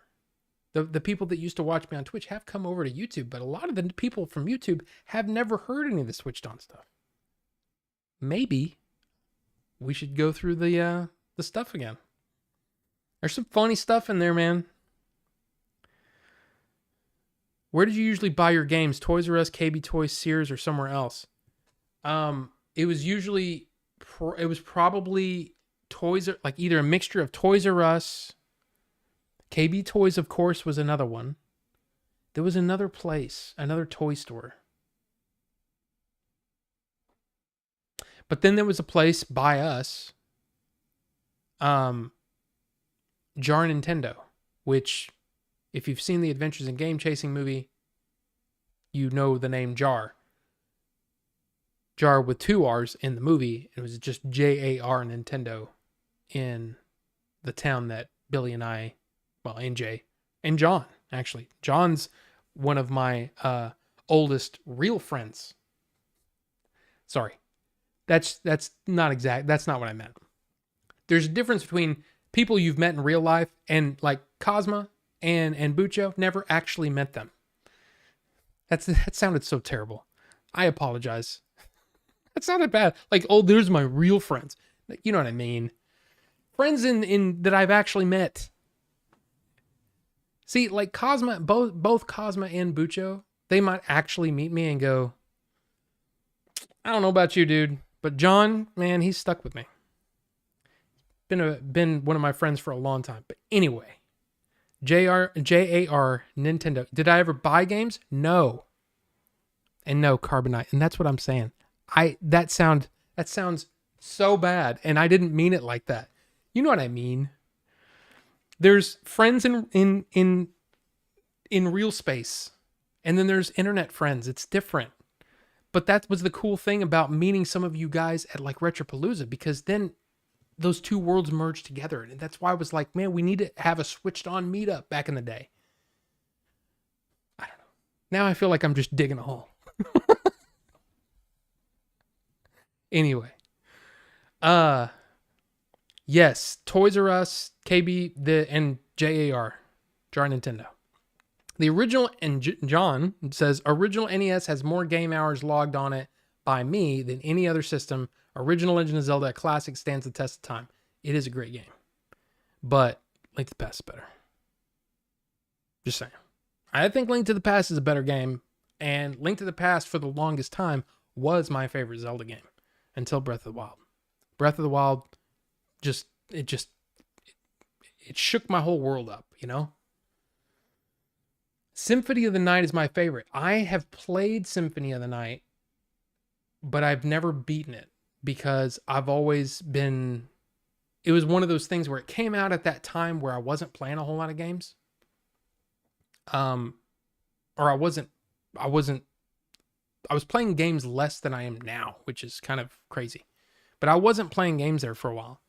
And so a lot of the PS1, PS2 era, I mean, I had both of them, but I didn't play them very much. I wasn't into it. And when I met Billy and Jay at Blockbuster, and John, because John worked with us at Blockbuster as well, Billy and Jay would rent games all the time. I was a movie guy, like a complete movie guy. But anyway, such a waste of potential. No games for it hardly, like 4 or 5. That's it. I know, Phil. Sucks. That's part of the reason why I just sat there collecting dust. You are the dude. Did I ever buy any games at Jar Nintendo? No. Or wait, no, I did. I own at least one game from Jar Nintendo. But I rented a ton of games from there. And yeah, like Wraith, man, seeing some of you guys next month at Retropalooza, man, okay, guys, if you can come to Retropalooza, it is going to be, I am so excited, because not only do we have people like Wraith coming, there's so many people, dude, there's so many people coming. Leon's going to be there. Game Dave is going to be there. The gaming historian's going to be there. It's going to be freaking insane. Of course, Eric's going to be there. Chief's going to be there. It is going to be insane, guys. And then on top of all that, there's all of the other guests, like the movie stars and the what do you call them? Voice talent. And I mean, it's going to be so good. I'm so excited for this year. Careful with Norm. He oils up and hits the gym, and I've never met him. So I'm anxious to meet him. There's so many people going to be there. So if you can be there, man, it's going to be good. Smash that like button if you're offended. Hey, just hit the dislike, And not Gary, what's going on? Welcome. Yeah, I'm super excited for you, I mean, again, every time I go to one of these events with Billy and Jay, I get to meet people that I've been chatting with or talking with either either here or in their chat. And I'm like, holy crap, I met Cliff. And I mean, I met all kinds of people, man. It was freaking awesome.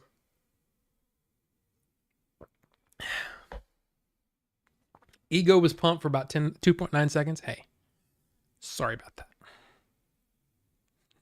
I'm so sorry. You guys know what I mean. Didn't I like Ocarina of Time or Majora's Mask?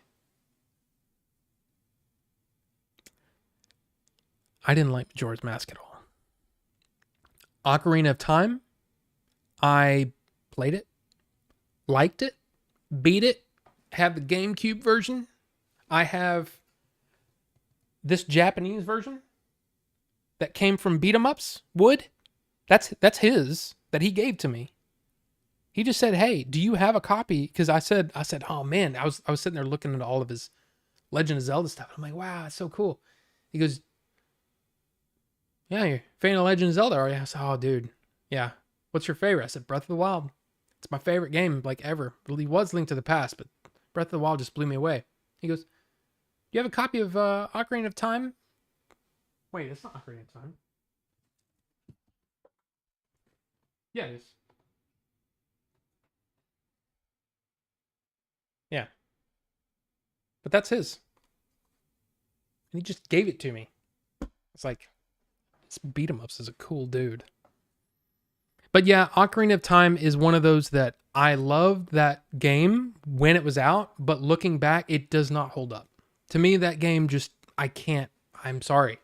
I know there's people that love that game and still love that game, because maybe that was the first one you played or whatever. But for me, the graphics were clunky back then.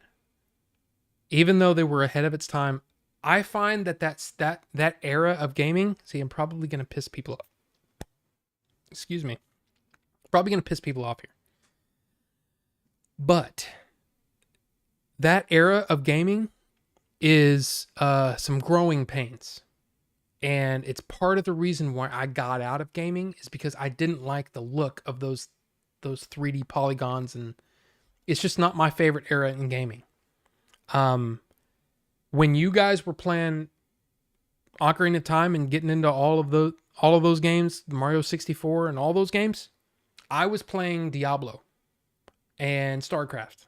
That's what I was playing because I liked the sprites better than I liked the 3D polygons.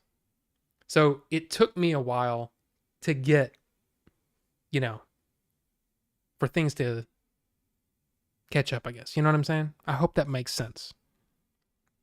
Then you get, Galen. I mean, you can come to Retropalooza, just don't do that. Don't come at Retropalooza because that's, yeah. Yes. Holy crap, Oscar, you're going to be there too? You're going to meet Timmy? Dude, it is so crazy that, Tim has almost become a legend. And I've known him for a long time. And he's just been Tim. And of course, Billy and Jay too. I see people like, when they're talking to them, they kind of get that thing where they're like, they're nervous. And I'm sitting there looking at them and I'm like, this is freaking Billy and Jay, these two chodes I've known for 20 something years. It's weird to see that, but kind of awesome too, So yeah, it's going to be really, really good. It's going to be so good. I mean, I didn't even mention Tim, but yeah, Tim's going to be there too. And I'm sure Chris will be there. It's going to be good. Majora's Mask theme is beautiful. I don't even remember it. And I have never played Twilight Princess. I played Wind Waker. Never beat it. I was one of the few people that actually kind of dug the art style back then. When everybody was like, oh, you know how how gamers can be. And that's fine. Hey. But I just never finished it. So I wanted Twilight Princess and Wind Waker to come out so I could play them and beat them.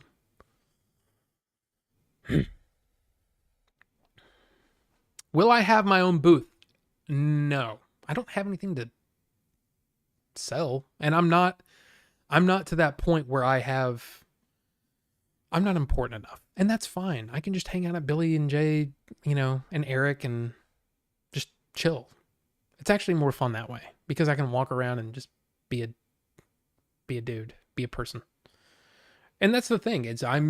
I don't look at it any other way. I'm not like, I would honestly find it weird to see people come and just like meet me.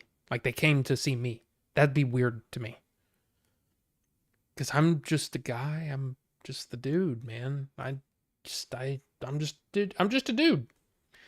And yeah, I get to hang out with Billy and Jay sometimes, and I got to film the last episode, which was really kind of nuts. But that's the thing. I don't know. The YouTuber lineup is fantastic. A lot of the guys I watch in the garage are going to be there. So cool. Not going to be able to socialize much. It's a family trip more that convention weekend. Well, Oscar, all I can say is I'd love to meet you. I'd love to meet anybody that wants to, to sit there and chat. I'm one of those people that, man, you get me talking. I mean, dude, somebody brings up one thing and I talk for 20 minutes about it. So you can imagine. In fact, what was it? Jeremy and Tim, a different Tim, and Mike, I think was his name, at the South Carolina thing. Yeah, they found out the hard way. They asked me one question and we talked for 2 hours. And by we talked, it was basically me talking at them for 2 hours. So that's just how I am. So, and it's probably partly because I'm nervous, and usually when I'm nervous, I talk a lot. But anyway, I have to talk about the worst movie I've ever seen. It was on Sky Movies, starred Ruby Rose. Yes, called Stowaway. Awful. Well, sounds like one I can skip then. Didn't like PS1 or N64 graphics either. See? PC Master Race, eh? I mean, I wouldn't say that. I just, at that point, those were the games that I was wanting to play. Those games with the blocky graphics, it was hard for me. Like, everybody talks about Star Fox as being like, oh my god, that was a game changer. And it was. It was an insane game for that time. I played it enough to beat it, and then I was done. So it's just weird that whole era is a strange. I feel like I scratched myself. It actually hurts. But yeah, it's just not my favorite era of gaming.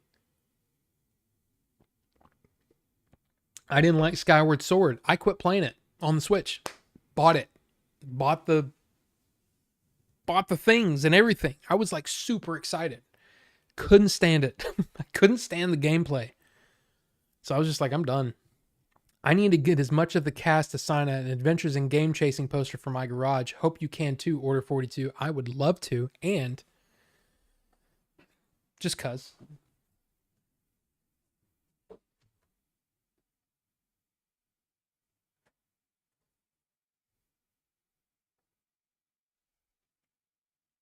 Check that out.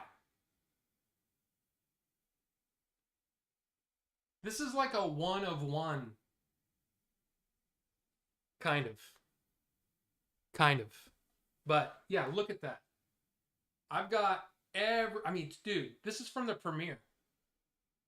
Now, the only person that hasn't signed it is this guy. And he will be there. Can you guys hear me? I hope you can hear me. But yeah, I'm pumped. He's going to get this. I'm going to have everybody on this poster. It's going to be awesome. Awesome. Can you? Okay, good. You can't see how. Oh, there's that light. I was looking for this light earlier. Like 5 days ago.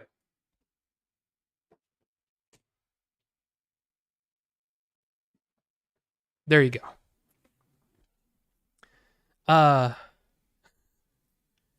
Wait a minute. I need to get as much. Okay. Yes. Get a poster, and yeah, we will sign the crap out of it. And get everybody too. Jim will be there. If you saw the movie, then you know Roy. Jim will be there. Scott Kinney is gonna. I think he's gonna be there. Scott Kinney was the producer. I don't think he was ever. He didn't make it into the movie. But he's awesome. He's also he's got a. In fact, if you're here in the Dallas area, he's actually got a shop, a toy shop in McKinney, and I still haven't been there yet. And which is it's kind of on the other side of the metro. It's like an hour away from me. But I would assume that Leon would probably like to go and see that. So we're gonna go. But Leon will be. In fact, I think Leon is staying with Billy.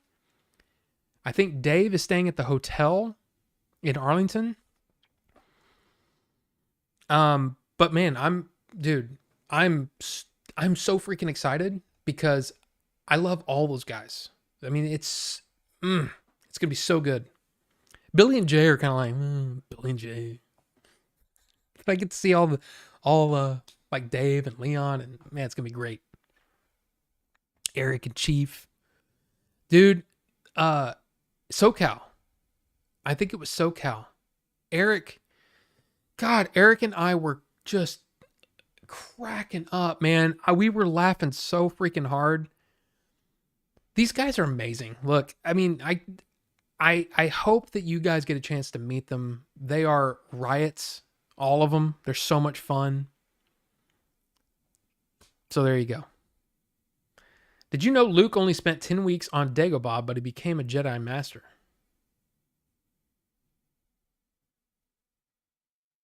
Interesting, right? I don't know if you're are you attempting to get me going on Star Wars? Because Rob is entering the Retropalooza fursuit competition. Hit that like button to show your support in his endeavor. I mean, I don't think I'm going to do that. But sounds good. I'm going to try hard to be at the party Saturday night in October. Going to get Timmy drunk. Yeah. Now remember, guys, as you're doing your planning for Retropalooza, Friday night is when they're screening the movie. So if you want to watch the movie and be a part of the panel that takes place afterward, be there Friday night. I think it starts, I don't know exactly when it starts, but that's what Jay was saying, is that it's going to be Friday. So that's cool as hell. Dude, I told Jay, I'm like, hey, I just want a poster when we're all done, at the thing, just, I'd like a poster. And he goes, well, you worked on the movie. You get a poster if you want a poster. I'm like, okay, cool. Well, he gave me that. And I'm like, dude, this is one of the ones with everybody's signatures on it. And he goes, yeah, I thought that's what you meant. Ah, there you go. Thank you, Carbonite. Yes, and thank you, Nightbot, for doing the thing. I might get drunk, but if Rob and Dodongo are there, I'm going to light up like it's the 4th of July. It's going to be interesting. I'm just going to say that.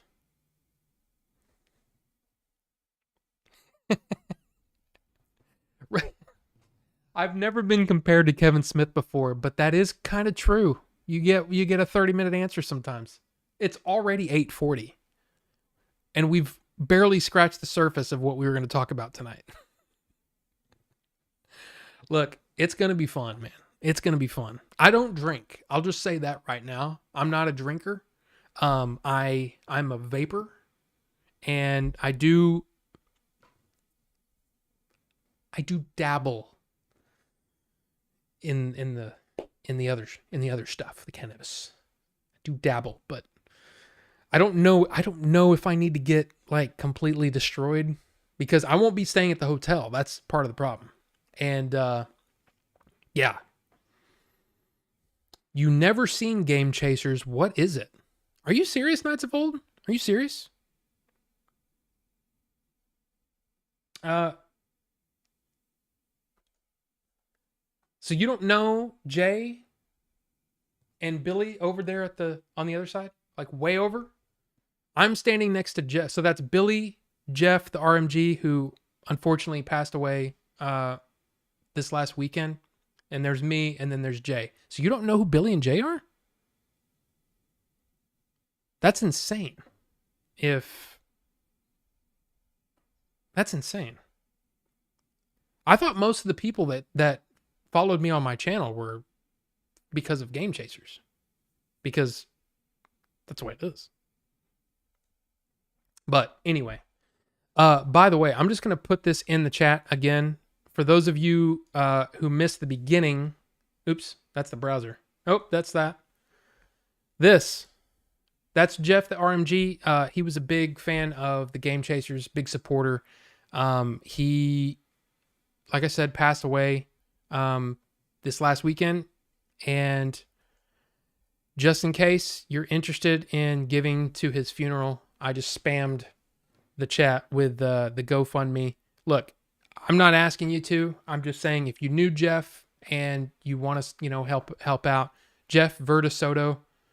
I'm not sure if I'm saying that right, but we got to meet him in California, and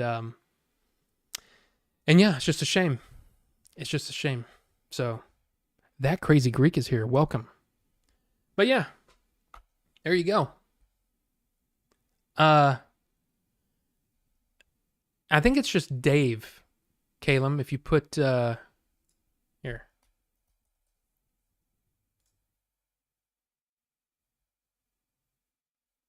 You honestly have no idea how I even found your channel, Knights of Old? Well, that is insane. And welcome. Thank you. Yeah, it's just going to be so much fun. But Knights of Old, basically, I did a movie. I was script supervisor on this movie for Adventures in Game Chasing, and Billy and Jay are two guys that I'm going to do the short version, okay? Short version. Billy and Jay grew up with, well, I say grew up. I've known Billy since he was 16. I've known Jay since he was 18. We all worked at Blockbuster Video together. And, of course, that's how my love of movies really comes from that. But Billy and Jay, over time, we split apart, they quit Blockbuster. I kept working at Blockbuster for a while. And then, later on down the road, we would come together every now and then and be like, hey, we want to, just be friends again. Well, I almost died. The whole, diverticulitis, which is what it was. And part of that was, me getting better and all this stuff. Billy called me up one day and said, hey, we want you to work on this, or we want to see if you want to help out with our movie, because they kickstarted a movie. It's very hard to get a movie, kickstarted, right? So they met their goal and they said, we're going to make this movie. We would like you to be a part of it, which was awesome. And I was like, holy crap. I quit my job to work on that movie. And we finished it. It premiered in January of this year. That's where I got the poster. We've been submitting it to film festivals. We actually won, or we didn't win, Adventures in Game Chase. There's the logo. But then we actually got official selection, at the Boston Independent Film Awards. And we were not selected for Kevin Smith's Smodcastle, and we were not selected for the Dallas Independent Film Festival or International Film Festival, whichever it was. But anyway, so the movie's part of my thing. But anyway, Knights of Old, I don't care how you got here. I'm just glad you're here. And I think it's cool that you're here. And I apologize for all this other stuff. You're probably like, I don't even know what the hell you're talking about.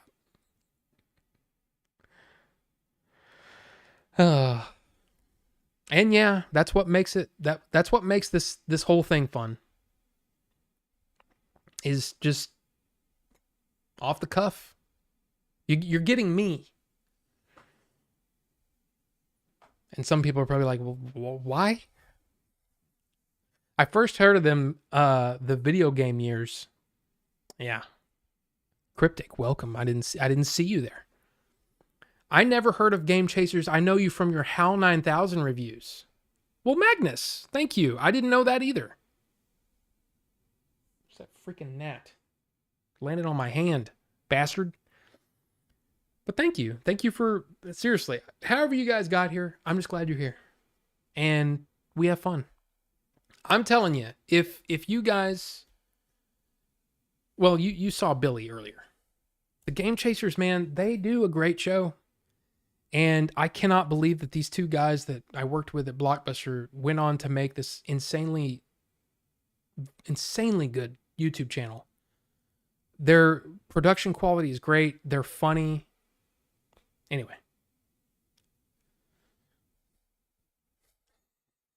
It is kind of Kevin Smithy. I'm sorry. Okay? I'm sorry.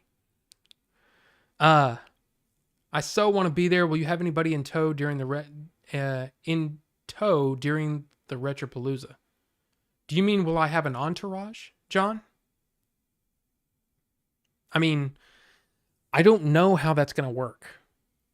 Because, well, if Dave will be just there all the time because he's going to be at the hotel. And I don't think he's only staying for the weekend. Leon is staying for like 2 weeks.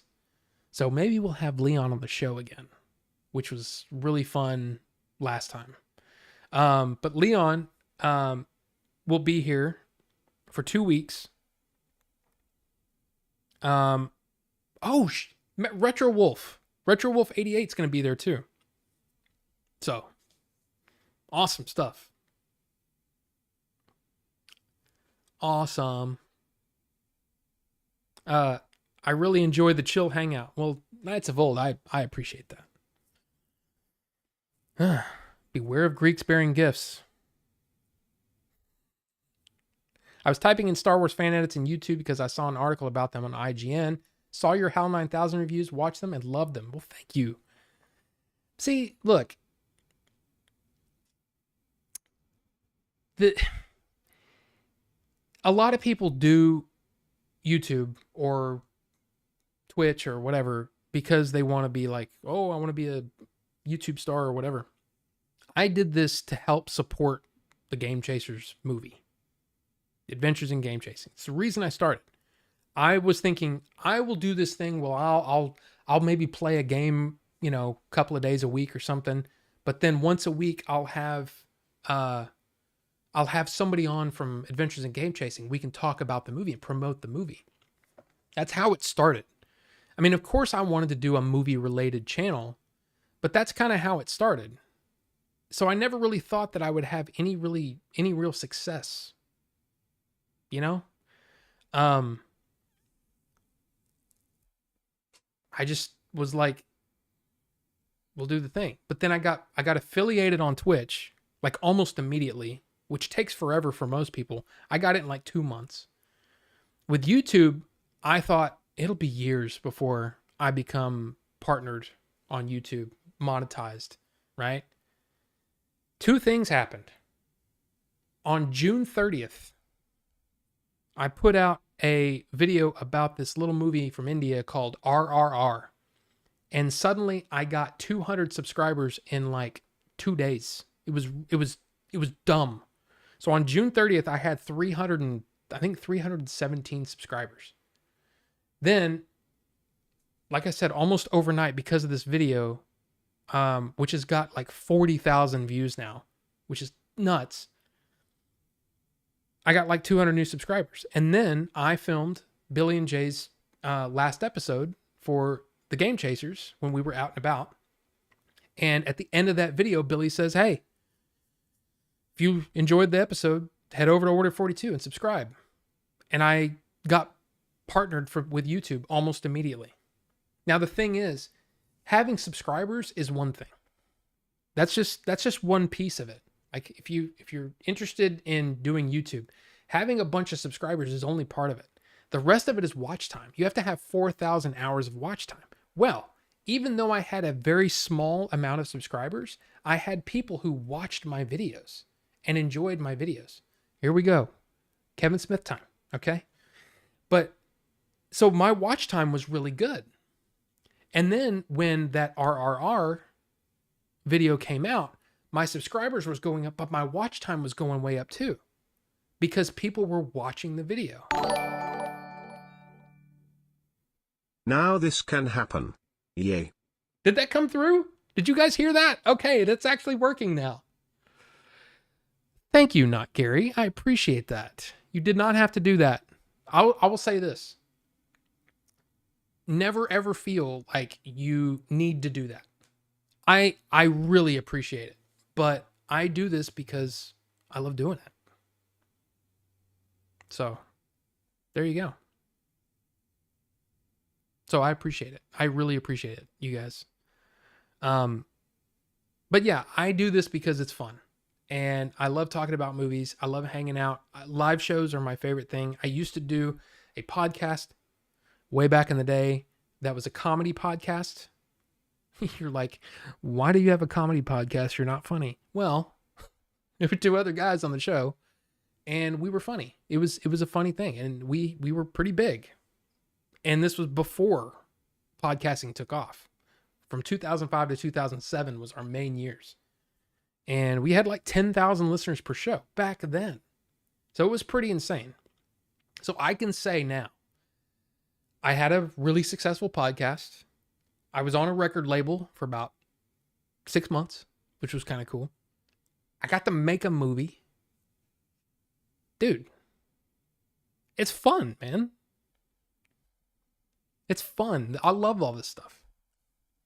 I think Billy and Jay will have to evolve Game Chasers. Is game collecting way expensive? If anyone can do it, Billy and Jay can. Here's the thing. That's the whole thing. We're supposed to be doing this podcast with Billy, Jay, Melvor, and me.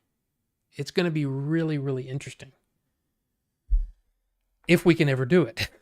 I told him, I said, you just let me know. And it'll be on the Game Chasers channel, but it'll be good.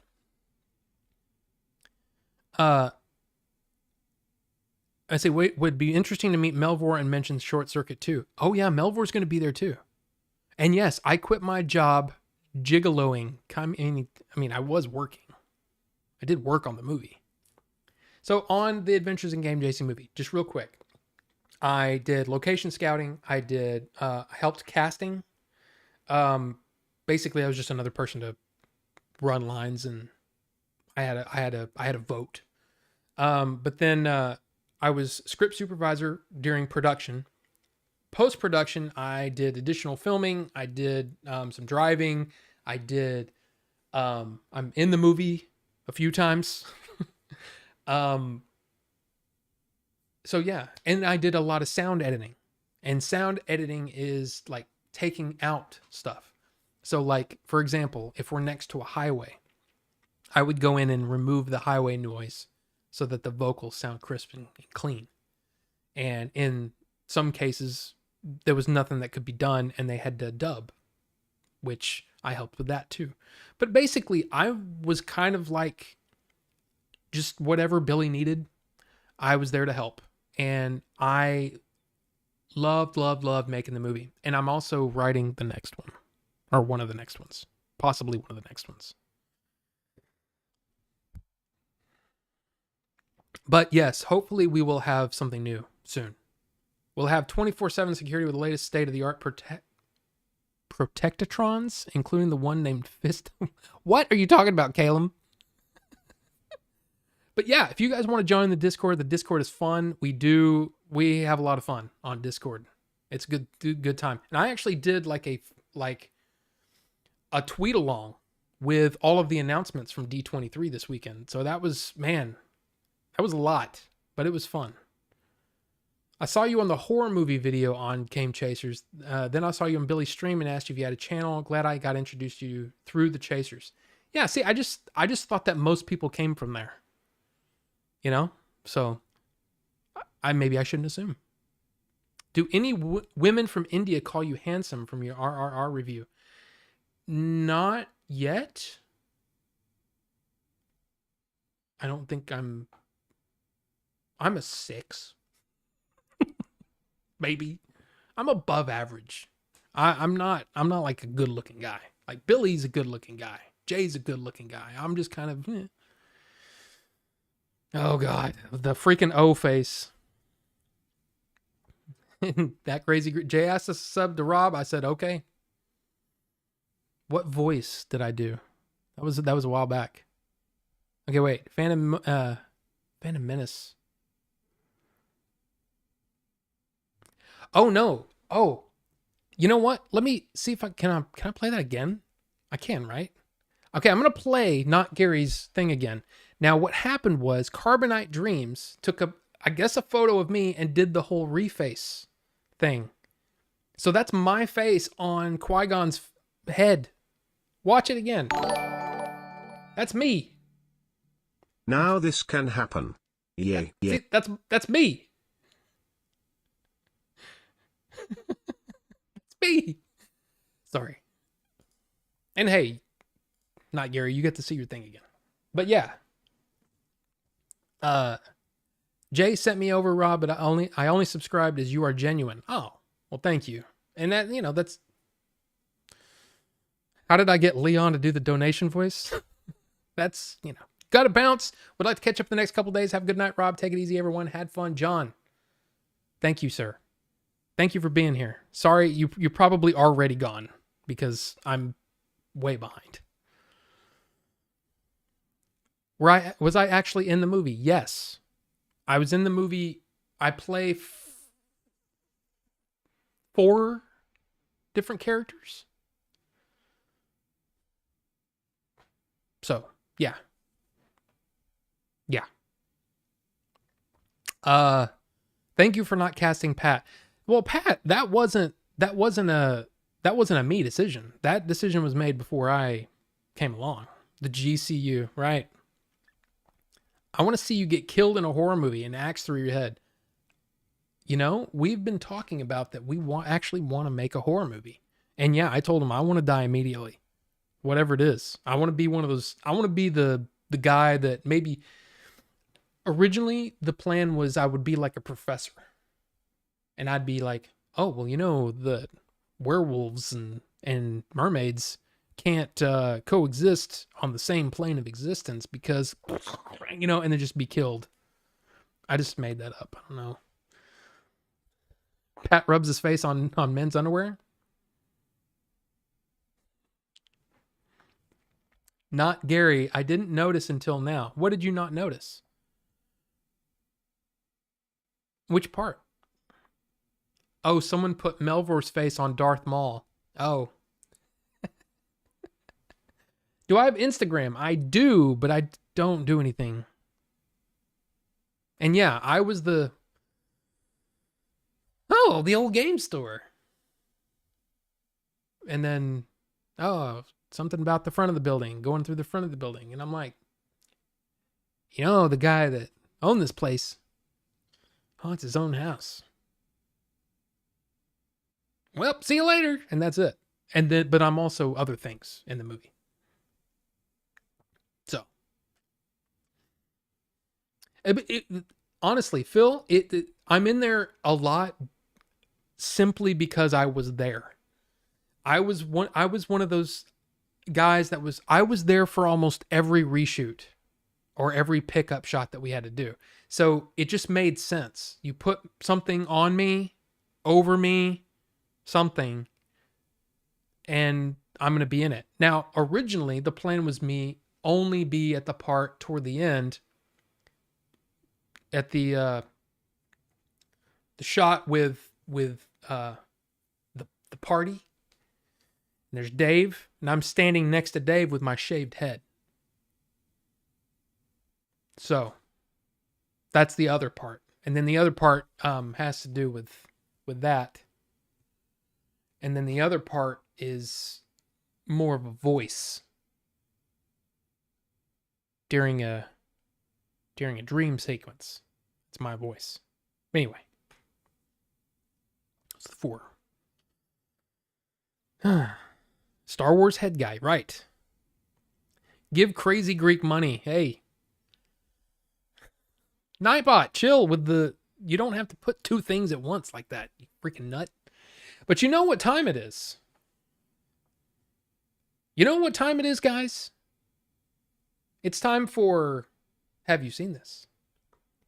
Would you, did my stapler, I don't remember his voice. I can't remember his voice. So yeah, this is Have You Seen This? And this is a part of the show where we look at fun things on the internet. And yeah, that is cursed, isn't it? Right? Again, the whole point, look at this. So the point is I take a picture and then I just try to quickly Photoshop my face onto that face or onto that whatever as quickly as possible. Like, I did this in literally 10 minutes using Photoshop. So there you go. That's what that is. And it's just me trying to do it as fast as possible. And it's actually kind of fun and it keeps your Photoshop skills up. You know what I mean? So, Taquita's wife, Jackie. Welcome. Are you guys planning on letting folk rent the Game Chasers movie who didn't get the Blu-ray? Phil? I'll remind me. I'll answer that question right after we get through Have You Seen This? But Have You Seen This is where we look at fun stuff on the internet. Some of it's cool, some of it's just funny, some of it's cute. But most of the time it's just like, hey, it's cool. Now I can't play the music on this one because yeah.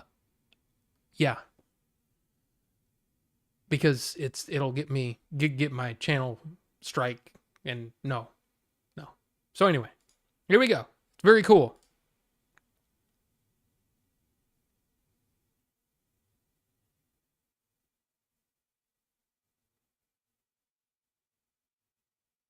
Imagine Michael Jackson music playing.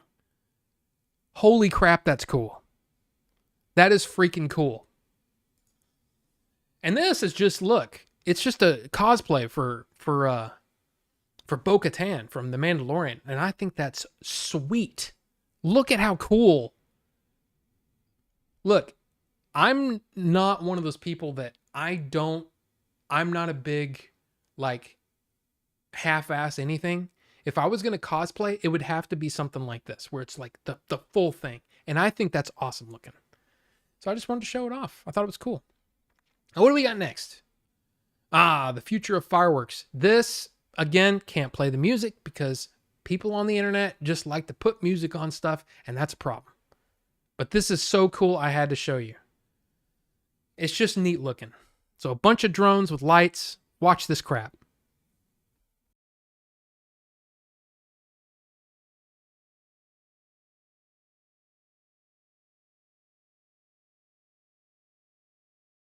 Can you imagine just 20 years ago? People seeing that would freak out. That is so freaking cool, man. Freaking cool. Takeda's wife, Jackie, give me just a second. I just think that's awesome. So neat, man. Such a cool... Technology's awesome, man. Now, this one's just cute, okay? Do I think Dream should come in the Marvel Universe? How, why, and why not? Do you think she should come into the Marvel... Wait. Do you think Dream will be in Marvel soon? If you're talking about the Netflix show, The Sandman, which, hey, Sandman. I have all this. Oh, you can't really see him because of my. I have all the absolute Sandman. Dream is number one. That's DC. Number two, Dream is its own thing. It's not really meant to be like a superhero kind of thing. So to answer that question, no, it will not be in Marvel. But I mean, yeah. But yeah, what's in the box? This I can actually play, but I don't think there's any audio.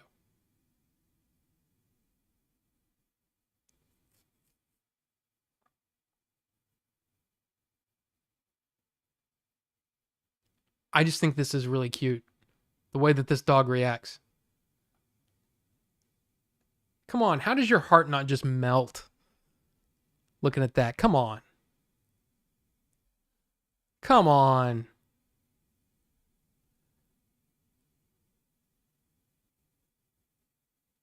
And the dog like keeps going over to the guy with the camera, going like, "You got me a present. You got me a present." It's just adorable, man. I just thought it was cute. I wanted to, hey. She means the Marvel character Daydream. Honestly, I'm not sure who Daydream is, to be honest.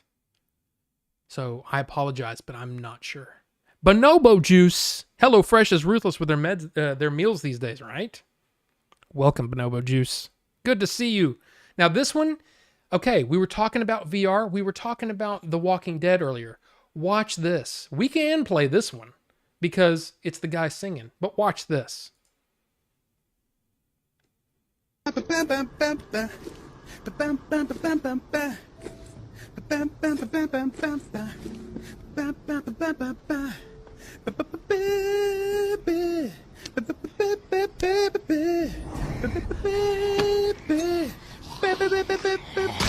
Tequila.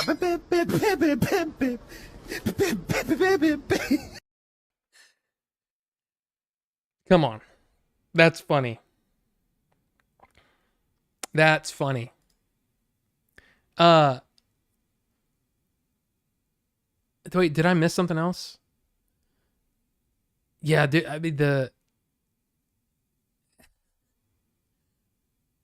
imagine the drone light shows will cause aliens to reveal themselves to us. They might think we are communicating with them. Maybe. And no, I apologize. I don't know who Daydream is. Oops. Next up, this one again can't play the music, but watch this one.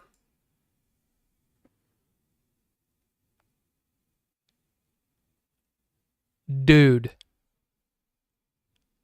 Come on. And right, that was a smooth toss. That was a smooth toss. But look at it, watch it again. Onto that back wheel. Wow. And finally, we got a guy with a Michael Myers thing once. Or thing on. Once. I read the word once down here. This just made me laugh. Hey! Oh, shit! God damn! You got me that time, dog!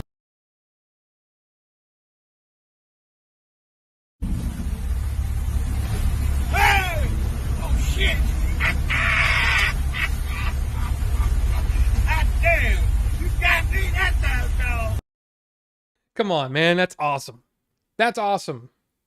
And that was Have You Seen This? I don't really remember. Doesn't he talk kind of like the stapler? And I burned the building down. I don't remember. But anyway, have you seen my stapler? Have you seen this? Anyway.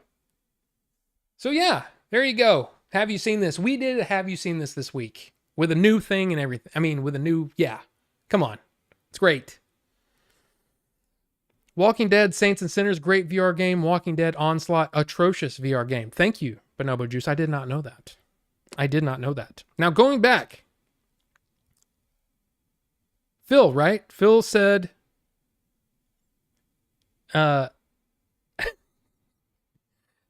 hey, will we be able to rent the movie? So here's the deal. Because of the plans to try to get the movie to a streaming service, we cannot rent or sell digital copies of the movie currently. The Blu-rays are in production as we speak. And there's some, in fact, I did the subtitles. So hopefully the subtitles are perfect on the movie because I spent a lot of time on it. But yeah, we did special features. We did commentaries. There's all kinds of stuff. So the Blu-rays can be sold because guess what? Studios don't give a crap about physical media. But they do care if you're renting the movie or if you're selling the movie digitally. So that is something we cannot do until all these talks, which I'm not a part of. Once that's done, then we can do that. But again, the Blu-rays are available if you're interested in pre-ordering a Blu-ray. The digital copies that we sold, or I guess pre-sold for the Kickstarter, those had already been sent out. So after that date, when we sent those out, we couldn't accept any more orders for digital copies. I hope that makes sense. So yeah, that's how it worked. Would you live criticize a 15-second Gotcha Man Starblazer reel I made? Link in general on Discord. I mean, oops, that's PS5 remote play. That's not going to work. General. And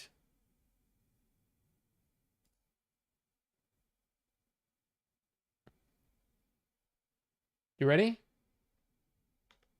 Is there music in here?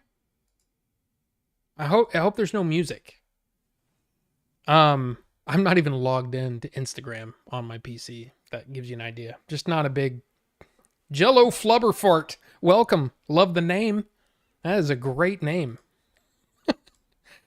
Okay. We're gonna watch this 15 seconds. You ready? Let's do it.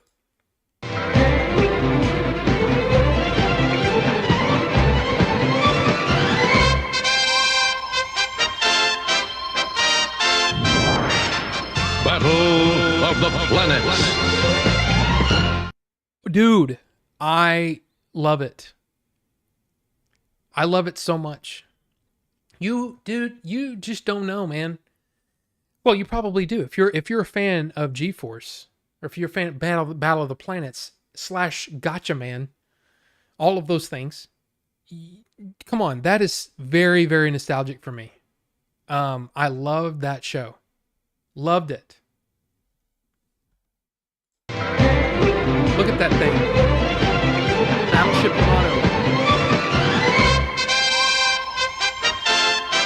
With GeForce. Dude. Battle of the Planets.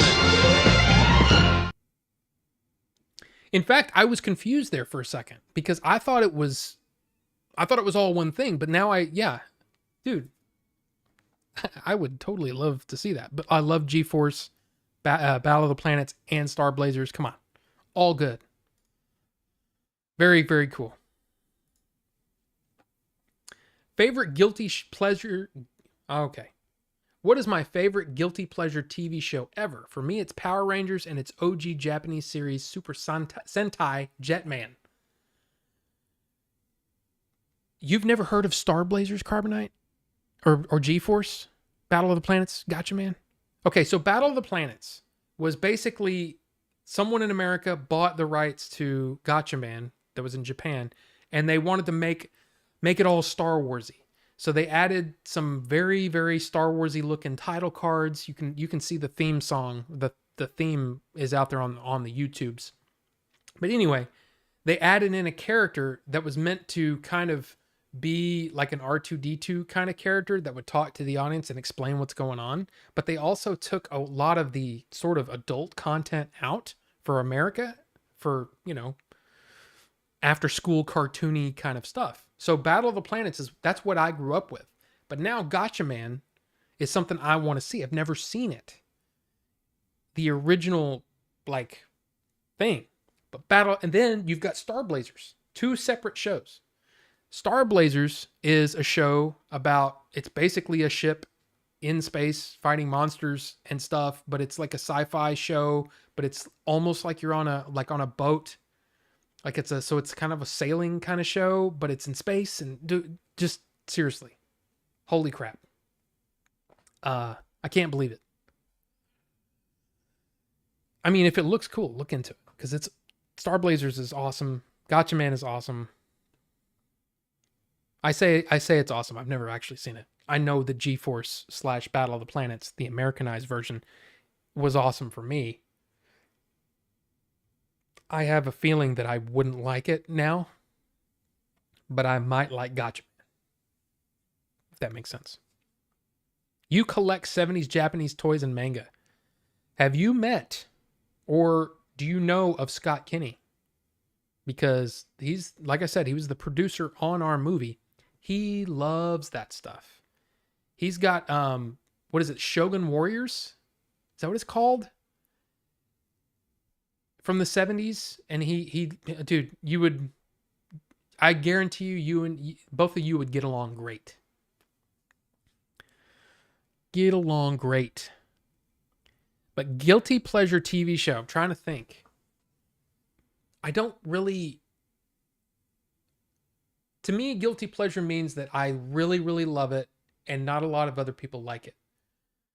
I can't think of anything like that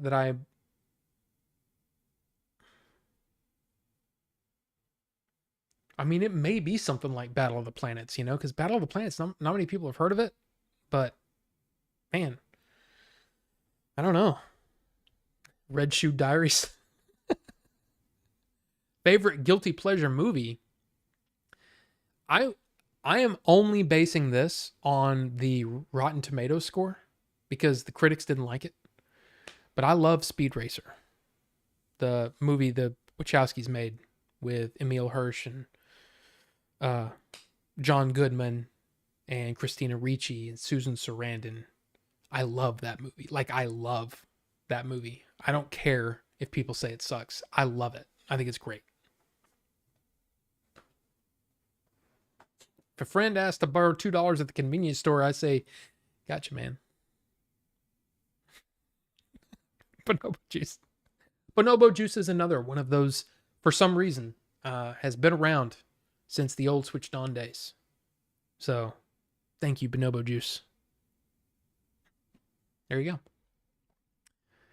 go. My Little Pony. So, kind of like Voltron. Voltron is another one where Voltron came later. I like Voltron too. In fact, I like the Voltron where it wasn't just the 5 lions. It was like the ships, and there were like, I don't know, 150 of them. I don't know. There was like a bunch of ships, and they would just stack on each other and make the robot. I like that one too, but that one was kind of, didn't work very well. You grew up with only 3 channels. Right there with you, Carbon. I think I had 5. Because Dallas Fort Worth, but yeah. Care Bears. Ronin Warriors. Maybe that's it. All I know is that Scott Kinney, our producer for the Adventures of Game Chasing movie, is a huge collector of all the things. All the things. So, yes, and Scott Kinney have lots of cash to buy these collector's toys. I mean, not really. The guy... Look, I mean, I don't know the guy's finances or anything like that, and I wouldn't tell you if he... Oh, yeah, he's got $1 million. I wouldn't tell you that. But my understanding is he does it for the love of it. And he basically, he does what he does so he can live and keep doing what he does. So, and that's the thing. What is Scott Kinney's social media? It is...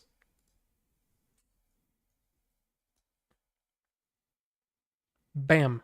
It should be coming up. Should come up. There you go. Kid Cosmic. But there you go. He's the creator and executive producer of Pop Culture Quest with Mark Hamill, which was really that was a great show. I highly recommend everyone watch Pop Culture Quest because it was a very short, I think it was only like 8 episodes, but they're like, sometimes they're like 15, 20 minutes each, but they're excellent. Basically, the idea is Mark Hamill goes around and meets with different collectors of different things. So it could be, there's one episode where it's a guy that's nothing but shoes. The guy he buys Nike shoes. And he talks about his fandom about that. Then he talks about guys the guy that lives in LA that has a bunch of props. I can't remember his name off the top of my head. But it's an amazing show. All about collecting. And it's great. Great stuff. Yeah, you have the Blu-ray of Speed Racer, A Fun Time. You're talking about the movie or the TV show? Because the TV show is one thing, which I still kind of like, but the movie is what I'm talking about. So, talked about Zelda already? Not really. We've been talking about all kinds of stuff. I posted more Gotcha Man toy stuff in Discord you can check out later. Maybe I need to make a toy group, a toy area. 2005. I know it. It's crazy. You like rom-coms? See? Do I like the movie Flubber? I don't think I've ever seen it. The Pest, 1997. That was a pretty funny movie back then. And yes, Bucho, yes. Bonobo Juice is here. You love Flubber because of the fart scene. Well, I mean, like I said, I haven't seen it. And The Pest is a fun movie. It's stupid. It's dumb as hell, but it's fun. There's nothing wrong with that. Zathura, I remember seeing the cover art and going, nope. But I was also at that age where, oh, it sucks. I was, stupid, early 20s. Kind of like Jumanji in space. Both, Rob. You have TV show and movie. Well, there you go. Me too. I think I have a set of Speed Racer in my closet, but I think it's DVD. I don't think it's Blu-ray, but I only own the movie on... No, wait a minute. I own the Blu-ray of Speed Racer. I just got to get it all out. And that's one of the things that I want to do on the YouTube channel, which we're on. I keep forgetting that I'm streaming on YouTube. Is that weird? Anyway, One of the things I want to do is I want to take advantage of the shorts. And I know shorts are kind of one of those things that are kind of like, meh. But I think what would make a really cool one is doing something with my Blu-rays. So I'm going to do something. I'm going to do something soon and just see if it works. Can you watch the clip of it? Flubber Wilson eats Flubber. That I cannot do because I will get demonetized and I don't want that. So I will try to watch it at some point, but I am not going to watch it on stream, if that makes sense. Never saw Speed Racer, keep meaning to. I'll just say this. The beginning of that movie, you have to be on board with the kid. You have to immediately identify with the kid. If you do that, you're in for the movie. For me, I immediately was like, holy crap, that was me in school. That was me in school. I love this guy. I love this character. So I was immediately on board. But I love that movie. It's great. Some bad movies, it was right place, right time for me, and I love them, just can't defend them. Absolutely. I don't think Wild Wild West is a bad movie. I know. Wicca Wicca Wild. Yeah. That one. Yes. That one. I still like it. I haven't watched it in probably 15 years, but still, it's not a bad movie. As a rom-com fan, what's your rating for Love Actually, Oscar Perez? Twilight series is cool. Battle in the End was legit. Only complaint is we never saw vampire boobs. 4 out of 5, Bucho. And that was for your Love Actually. That's a good movie, actually. Love Actually is actually a good movie, actually. Okay. What's next then, Rob? The news? As soon as we get caught up here, geez. What is up? And really, there's not a whole lot of news. I just wanted to talk about some of the movies because there's again, it's film festival time. So they're showing some film festival stuff, and I wanted to go over some of the movies that are getting some attention. We'll never support a Will Smith movie again. I totally understand. You sent Scott a message on Instagram. Cool. I'm serious, dude. That guy is a blast to talk to. He's got so many stories. He used to do a lot of stuff in Hollywood. He's a blast to talk to, but I don't know. Love the guy. Can't wait to see him again. Hit that subscribe button like it's a disgusting brony like killing me. Thank you, Caleb. Oh, you okay. Sweet. Will Smith probably wishes it was rewind time now, for sure. But let's just talk about some of these movies that have been making the rounds. Movies that I think we, as movie fans, hopefully you're movie fans too, might be interested in. First up, The Whale, 84% right now. They're saying that Brendan Fraser does an amazing job and may get a Best Actor nomination for this performance. I'm interested in this movie. So, yeah. I still like Will Smith. He made a mistake, but a lot of stars have done worse. That's true. I didn't like the way things transpired on the night.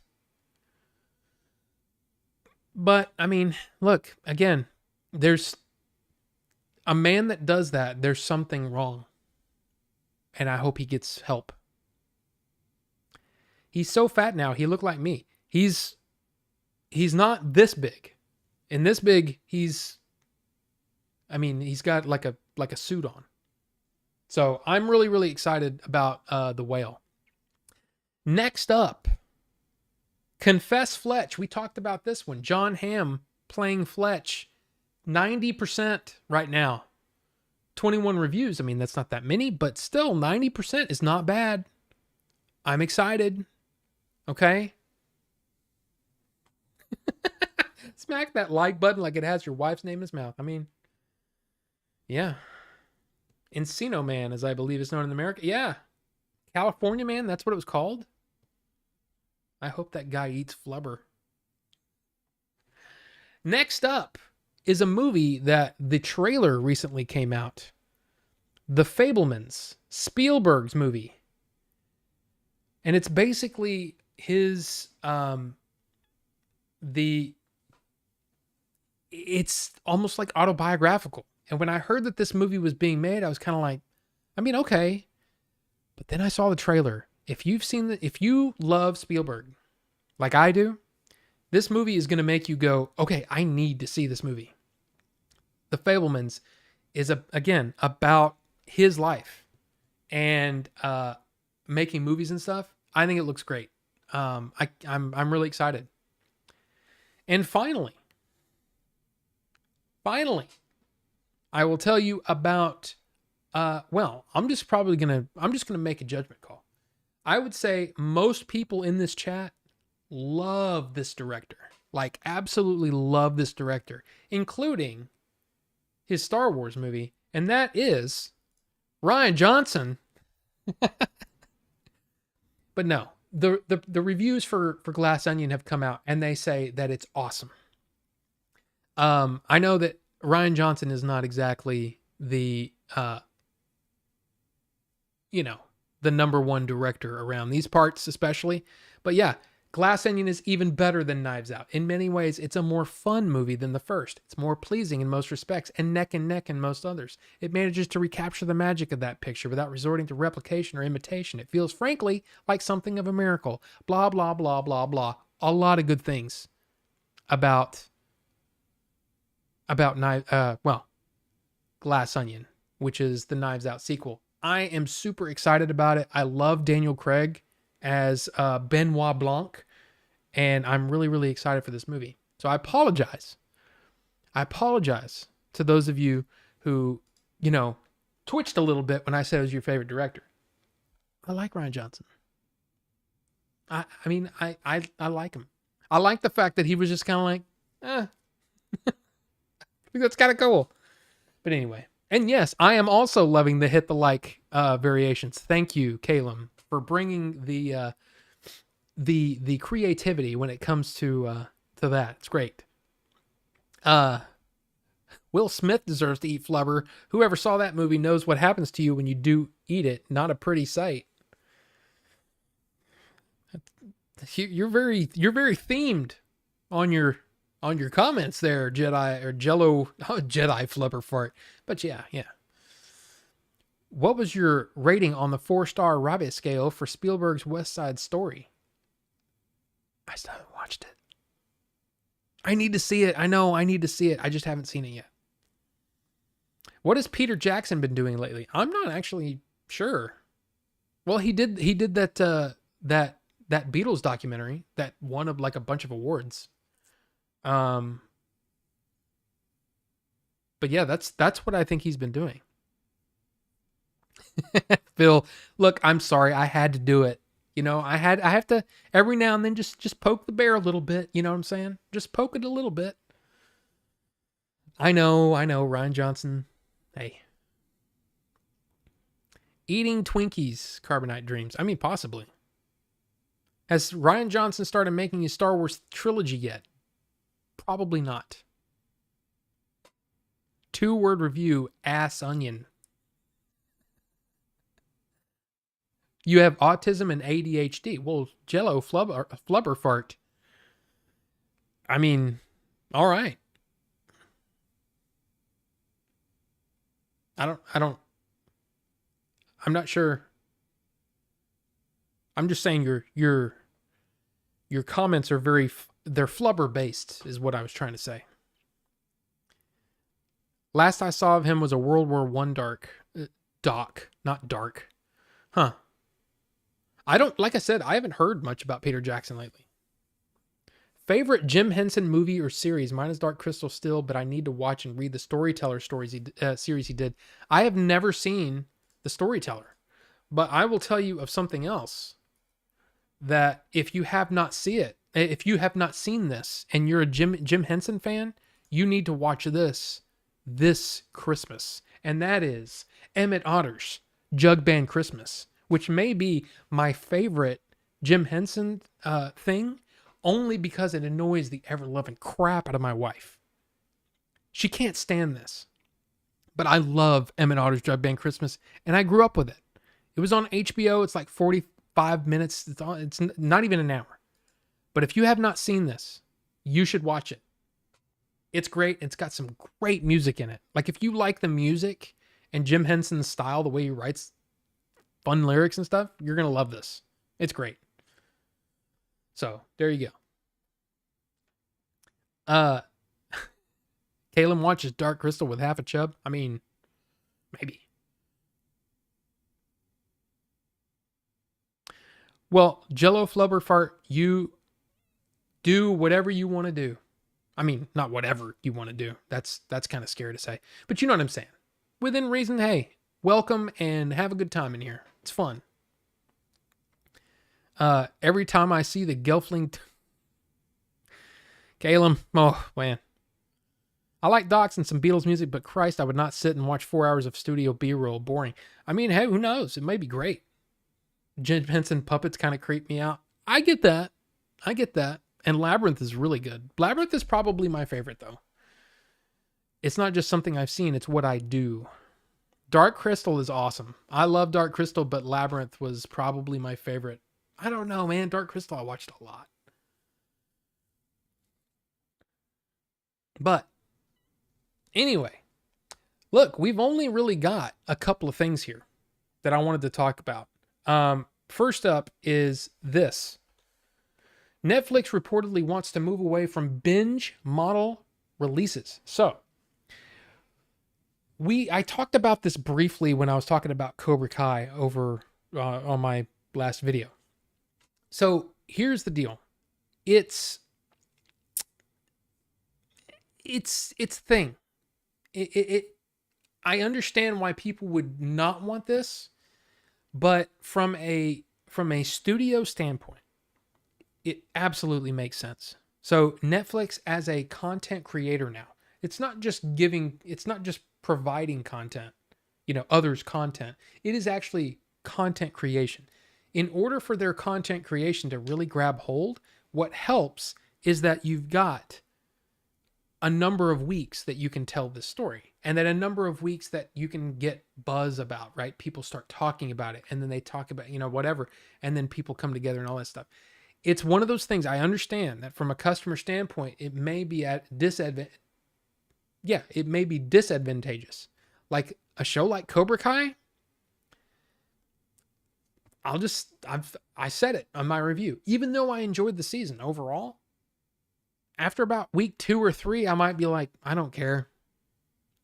So it's a really weird thing. It's going to be interesting to see what Netflix does. But the other thing that I saw as a positive from a consumer standpoint, for a weekly thing, is that what if you just didn't have time to watch whatever show just got dropped on Netflix? Well, within a couple of days, all the spoilers for the entire season are out there regardless. And on top of that, nobody's talking about it after about a week. So you might wait 2 weeks, and then not see the show. And then you're like, oh, you're all excited about it and you want to talk about it, and nobody's talking about it anymore. And nobody cares because, oh, that's old news. So it's kind of a weird thing that I get why they want to do it. From their standpoint, it makes sense, because not only do you lock somebody in hopefully you lock somebody in for the run of that show. So if it's 10 episodes, that's 10 weeks or 9 weeks. If you double up the first week or something to give them a taste, you know what I mean? You get 2 months of subscription out of them. There's a lot of reasons to do this. Now, for me personally, I actually enjoy the week to week for the most part. I enjoy it if it's a show I like, because I keep coming back. But if it's a show that I don't like, or it's a show that I've committed myself to reviewing, it would really help to get it all out of the way, because that way I can tell whether I actually like the show or not. So it's a weird thing. For me personally, I don't care. I just don't. I can deal with binging, and I can deal with stretching it out. My biggest thing is like Stranger Things, I really enjoyed the last season. It was basically like a season and a half, kind of. I liked it. But the problem was, once it's over, it's over and you don't talk about it anymore. So it was weird how it's like it's a weird, you almost don't remember a show as well if you binge it all in one sitting. Because for whatever reason in your brain, you're like remembering what happened and all that, and then you're getting caught up for the next episode, and then you know what I'm saying? I don't know. I could be wrong. But let's see. I'm kind of curious what people have to say about this one. Back to network TV scheduling, a new episode a week. I had a dream that I was in a video game high school, not the web series, but characters from video games in a high school. Interesting. See, Carbonite says, good. I hate when the season comes out all at once. And then Oscar right after, bad form. It's weird. It's really, man, it's so hard to know what to do from a customer standpoint, because you look at that right there and bam, polar opposites. I prefer binge watching shows these days. If something is weekly, I usually accidentally forget about it. That happens too.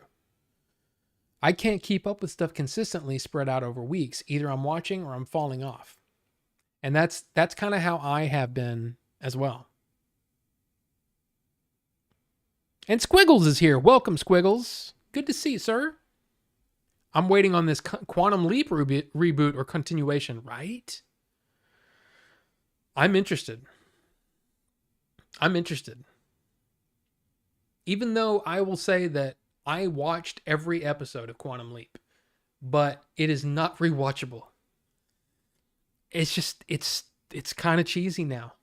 But I'm hoping, hey, let's hope. Let's hope that it's good. And yes, Carbonite. Plus you build anticipation for the next week. Shows that go week to week I forget to watch, honestly. That's what's happened with Spy Family. I can't imagine waiting 7 weeks to find out if a show is ramping up and worth continuing. That's what the old days were. I prefer week to week too. Stories feel less disposable when you give them time to sink in. See, all of these are valid points. I don't care. Either weekly or binge is fine by me. And Cobra Kai jumped the shark. I mean, they kind of already did, didn't they? I mean, they did a long time ago. I don't know. I actually really enjoyed this last season of Cobra Kai. Like last week, I kind of want to listen to what I was saying, because I was probably like, I don't care. This show's dumb. Blah, blah, blah. And I sat there and just enjoyed the hell out of it. So I don't know. It makes sense that it's split perspectives among people, right? I just think it's interesting, because who knows? Who knows what's best for most people? Like, all I know is that I think if given the choice, most people would probably say binge. They'd probably say, yeah, just give it to me all at once. But I think if you go ahead and do that, I don't think people would have a problem with it. Because the way Netflix does it, it's not like, okay, so give you an example. Better Call Saul. I was thinking, I'm just going to wait until the last 2 weeks or whatever, and I'm just going to binge all of that last season of Better Call Saul. The problem is, with AMC Plus, it only gives you the last 4 episodes. So there was no way for me to watch the beginning of the season. So I ended up just buying the season so I could watch it. So with Netflix, you could totally afford to just say, well, screw it. I just keep my eyes shut or whatever. Sign up for that last month, maybe in the last week, binge the whole thing. And then you get to watch that final episode with everybody else. That's probably how I would do that. But I honestly, Netflix started that trend, but now are the only ones still doing it. Yes, because from their perspective, it wasn't their content. They didn't care if whatever show that they picked up from, say, Warner Brothers did well on their service. versus, I mean, they weren't counting things that way. Now their content is the reason why they're still in business, is because they're creating their own content. They're losing all of this content to HBO Max and to Disney Plus and to this and that, blah, blah, blah, Paramount Plus. So yeah, it makes sense that they would be more studio focused now because they're creating their own content. So yeah. How about Netflix releases all the shows now, and those that want to wait week to week can watch them at their leisure every week? Yeah, I don't think that's going to work. But I get what you're saying. I'm a Quantum Leap fan, and how dare you say it's not rewatchable, Rob? Just kidding. Yeah, I tried rewatching it and was like, wow, this is cheesy, man. It was cheesy to me. But I'm really looking forward to seeing what they're going to do on this next series. Pet peeves with audience and friends while watching movies. For me, it's when someone is joking the whole time through a movie or is on their phone the whole time. I am there to watch a movie. If I go to a theater, you better shut the hell up and put your phones down. Put them on silent. Put them in your pocket. Don't touch them. That's how I look at it. And if we're watching a movie here, I don't really care if my wife's not watching the movie. Like if she picks up her iPad to do something or picks up her phone, no big thing. But yeah, no talking during the movie. That's just me.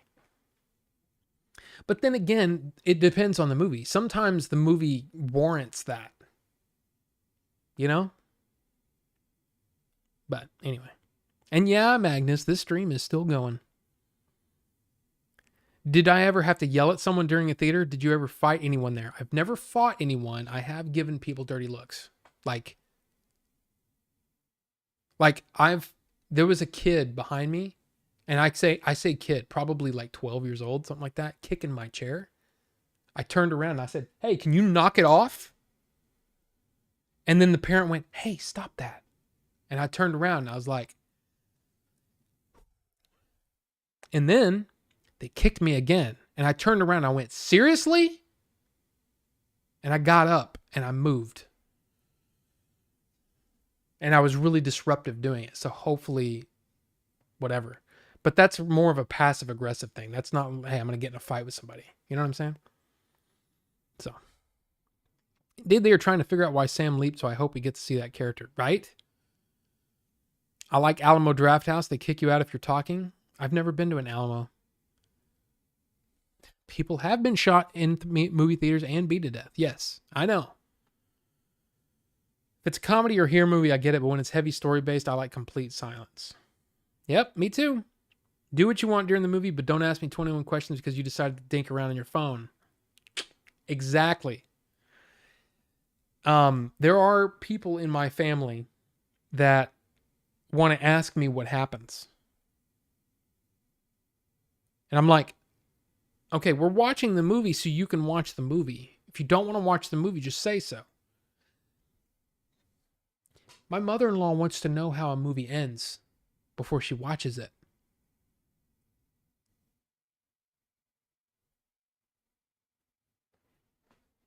Not me. The kid didn't make it out of the theater after that encounter. Well, I mean, I'm sure the kid is probably one of those soccer mom kind of, I mean, I hate to say that, you know, you almost think the Karen, whatever, but Jeremy, now don't do that, Jeremy. You know what I'm saying? Those kinds of parents where they're like, oh, not parents. Anyway, there's a video on YouTube of a father giving a 16-year-old kid a busted lip because he put his feet on his daughter's seat. Yeah, see, I'm just not a violent person. So, yeah, I don't understand the spoilers thing either. If a movie sucks, I just fall asleep. Yeah, exactly. But yeah, I don't, yeah. If it's more entertaining to go full Beavis and Butthead commentary because it sucks, I'll go that route with the wife, but only if no one else is around. Yes. And that's what we did with Christmas Twister, if you remember that lovely gem of a movie. Christmas Twister was so bad, holy crap. But hey, let's move on a little bit because we're running out of time. Not like we're on a timer, but we've barely done anything on the stream except talk. I mean, that's fine. I love it. But also, there's probably people that are like, dude, would you get on with that? Fell asleep during Thor: Love and Thunder Sunday. Ooh. I still need to watch it. No, not that. This trailer came out today. Not Disney. We're going to do D23 here in a minute. But it was so bad I hated the humor. That's a shame. But have you seen this trailer for Babylon? So here's all the posters. So here's the first one, Diego Calva. Not sure who he is. But Brad Pitt. Margot Robbie. Lee Jun Lee. Jovan Adepo. And Gene Smart. Now, go watch this trailer because, oh my God, I don't know what is going on, but I think it's going to be sweet. This is from the same director, Damien Chazelle. He did La La Land. He did Whiplash. He did First Man. I think this is going to be so much fun. So I just wanted to show you the posters because the posters kind of have that same like, what the hell is going on as the trailer did. So, yeah. Uh-oh. What happened? Oh, freaking. Okay, Nightbot. See, you got to be careful with Nightbot around, Phil. I apologized. I apologize for Nightbot. Okay? I apologize. But yeah, apparently you can't spam emotes. I have to change that, I guess. But yeah. Hollywood loves making movies about Hollywood. They do. But man, this looks awesome. And he is rocking the heck out of that mustache. I think it's going to be awesome. So, I don't know. Well, but Phil was only timed out for 5 seconds. So it's not that big of a deal. Just be careful with Nightbot around. Yeah, Nightbot, can you just chill out? Phil said he's going to buy you a drink later. Is that all right? Is that okay? All right. So anyway, let us talk about D23. I just want to give a kind of an overview of this. If you are interested, if you would, you can, if you want to, the Discord link is in the chat. Okay. We discussed all of this in the streaming chat. I went through the entire thing. You can see pictures and all that kind of stuff. So the Discord server's there. I'm just going to go over some of the highlights of what went down at D23. Okay. Live action first. We're doing live action first. Okay. Marvel. They showed new footage of Ant-Man and the Wasp: Quantumania. They showed only at D23 Black Panther: Wakanda Forever. They did not show any new footage of Captain America: New World Order, but it is a movie. Anthony Mackie, right, is Captain America now. New movie coming out. Fantastic Four, the only thing they did is confirm that Matt Shakman will be directing. Okay? That's it. Now, Thunderbolts was the biggest Marvel, I guess, news that we got. So we've got David Harbour, Julia Louis-Dreyfus, Wyatt Russell, Florence Pugh, Sebastian Stan, Hannah John Kamen, and Olga Kurylenko. Do I have a picture? Let me see if I can get a picture real quick of the Thunderbolts. Images. And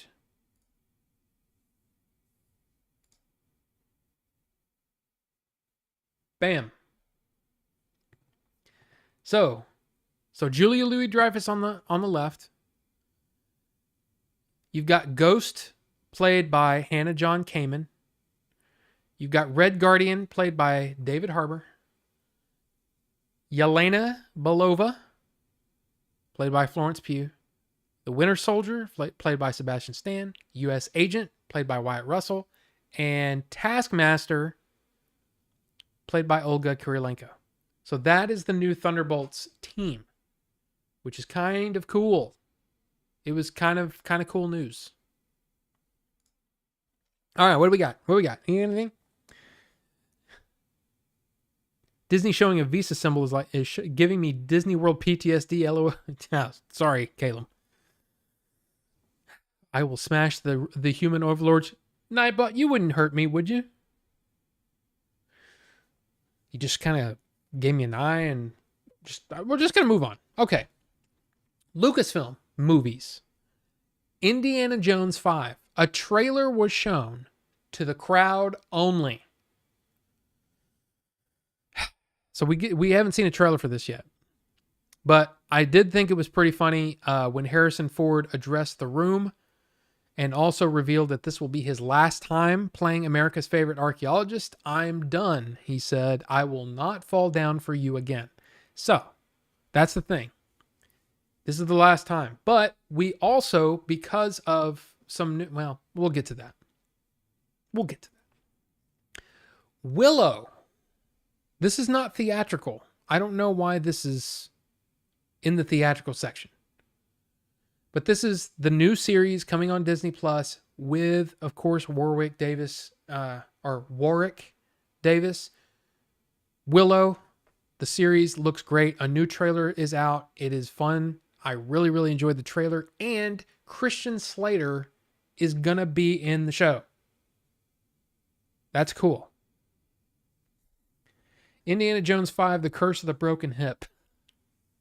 I actually posted something. You say something about emo Harrison Ford. I posted something in the Discord showing Harrison Ford's appreciation for the fans, talking about Indiana Jones 5. It actually, I gotta say, brought a tear to my eye. Look, I love Harrison Ford. He is cranky. He's a cranky old man, but I really enjoyed watching that. Watch the Indiana Jones stunt show at Disney. It showed how they do the stunts for the movie. Pretty cool, actually. That would have been cool. Nightbot is Skynight's infiltrator. We are doomed. Nightbot, look, I'll unplug you. I will. If I have to. Just don't make me do that. He just blew me a kiss. I don't know what that means. Anyway. So, next up, 20th Century. The only thing that 20th Century brought was footage of Avatar: The Way of Water. Now, that was probably big. That was probably good enough for the people that were there because they showed up 10 minutes worth of footage in 3D of the movie, and they said, holy crap, it was amazing. It was really, really good. Of course, we can't see that. So there you go. For Disney live action, there's going to be a prequel to The Lion King called Mufasa, The Lion King. Sneak peek shown in the room. A new trailer for The Little Mermaid, a live action Little Mermaid. Looks pretty good, actually. On Disney Plus, they have the first trailer for Disenchanted, which the first Enchanted was great with Amy Adams. I really enjoyed that one. So I haven't seen the trailer for Disenchanted, but I'll probably watch that because I enjoyed the first one.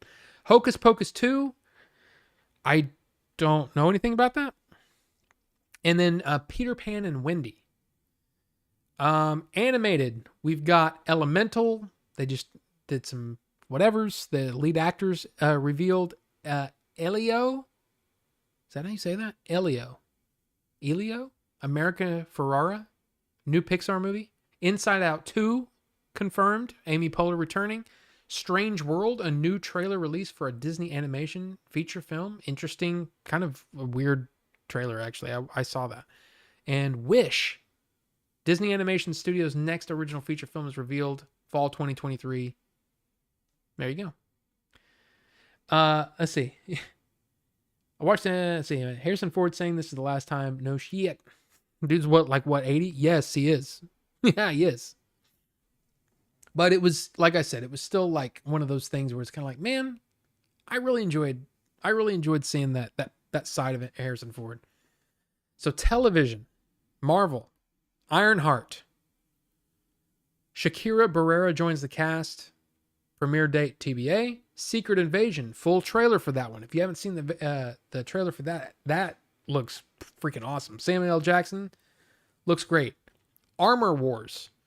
No footage shown. Premiere date TBA, but that's with Don Cheadle as Rhodey. That'll be great. Loki season 2. Guess who joins the cast? Ki Hai Kwan.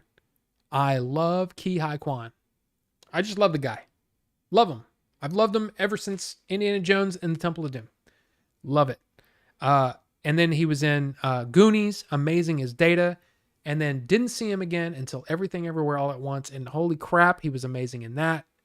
I'm so happy to hear that he's going to be working with Disney. I think this is going to be great. Loki season 2. Premiere date TBA. Echo. So this is the show about Echo from Hawkeye. Alaqua Fox. Not sure how to say that. Vincent D'Onofrio.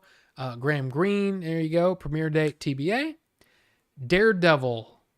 Born Again. Charlie Cox. Vincent D'Onofrio. And it's basically, according to Charlie Cox now, it's like a fresh start. So with Daredevil, they're not going to make it like a season 4. It is going to be a fresh start, which means to me, they're kind of starting over. And apparently he will be showing up in a certain show airing on Disney Plus right now. And then finally, Werewolf by Night. It's a Halloween themed program. I think it's just a one-off. There is a trailer out for it. It premieres October 7th. It is actually directed by Michael Giacchino, the composer. Like, he composed Rogue One. And he composed some of Lost. And I mean, he's a composer. And for some reason, he's directing this thing. So I'm kind of curious. And the trailer actually looks interesting. Before we move on, I do want to show you this. Because part of Ki Hai Kwan being there and Harrison Ford being there for Disney, we got to have this. And I have to say, I loved this picture. I'm not lying to you. I'm one of those people that I just get super emotional for no reason. I seriously got a quick tear in my eye. I didn't like full on like bawl or anything, but I got a quick tear in my eye. When I saw this picture, I'm like, oh man, that's awesome. Indy and Short Round together again. Come on. Awesome. I mean, how can you not look at that and go, yes, that's amazing. Anyway. Moving on. I'm almost out of water. Yep, Henry Cavill. There were so many rumors that were wrong, including nothing about the cast of Fantastic Four. But hey. In 10 years, there will be a new actor playing Indiana Jones. I would be really interested if they even attempt to do that. I can see them doing an animated thing before them. I don't know what they're going to do. But I'm all for it. To me, Indiana Jones can be like James Bond. Dude, as long as you tell good stories, I don't care. But hey. I just want me some more Captain Carter. The miniseries comic was really fun. Yeah, more What If is coming, that's for sure. And Captain Carter's going to be in that. Is that Hideo Kojima? No, that's Ki Hai Kwan. Indiana Jones in the style of Clone Wars would be great. I mean, I'm down. Should have had Indiana Jones take place in modern day. I mean, they can do whatever they want, but I mean, Lucas sold his rights to that. So Disney can do whatever they want to do. I don't know.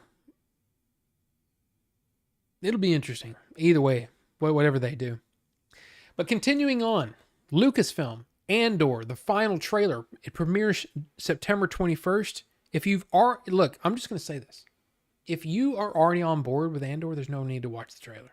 If you watch the trailer, I'm not going to think anything bad of you, because I did. Okay? But the first 3 episodes premiere the 21st, which is 8 days from now. Very, very excited. Very, very excited for Andor. I think it looks insanely good. The Mandalorian Season 3 trailer released. Looks great. And that premieres sometime in 2023, I think. I don't think they actually put a date on it. The Bad Batch Season 2 pushed from September 28th to January 4th. Look.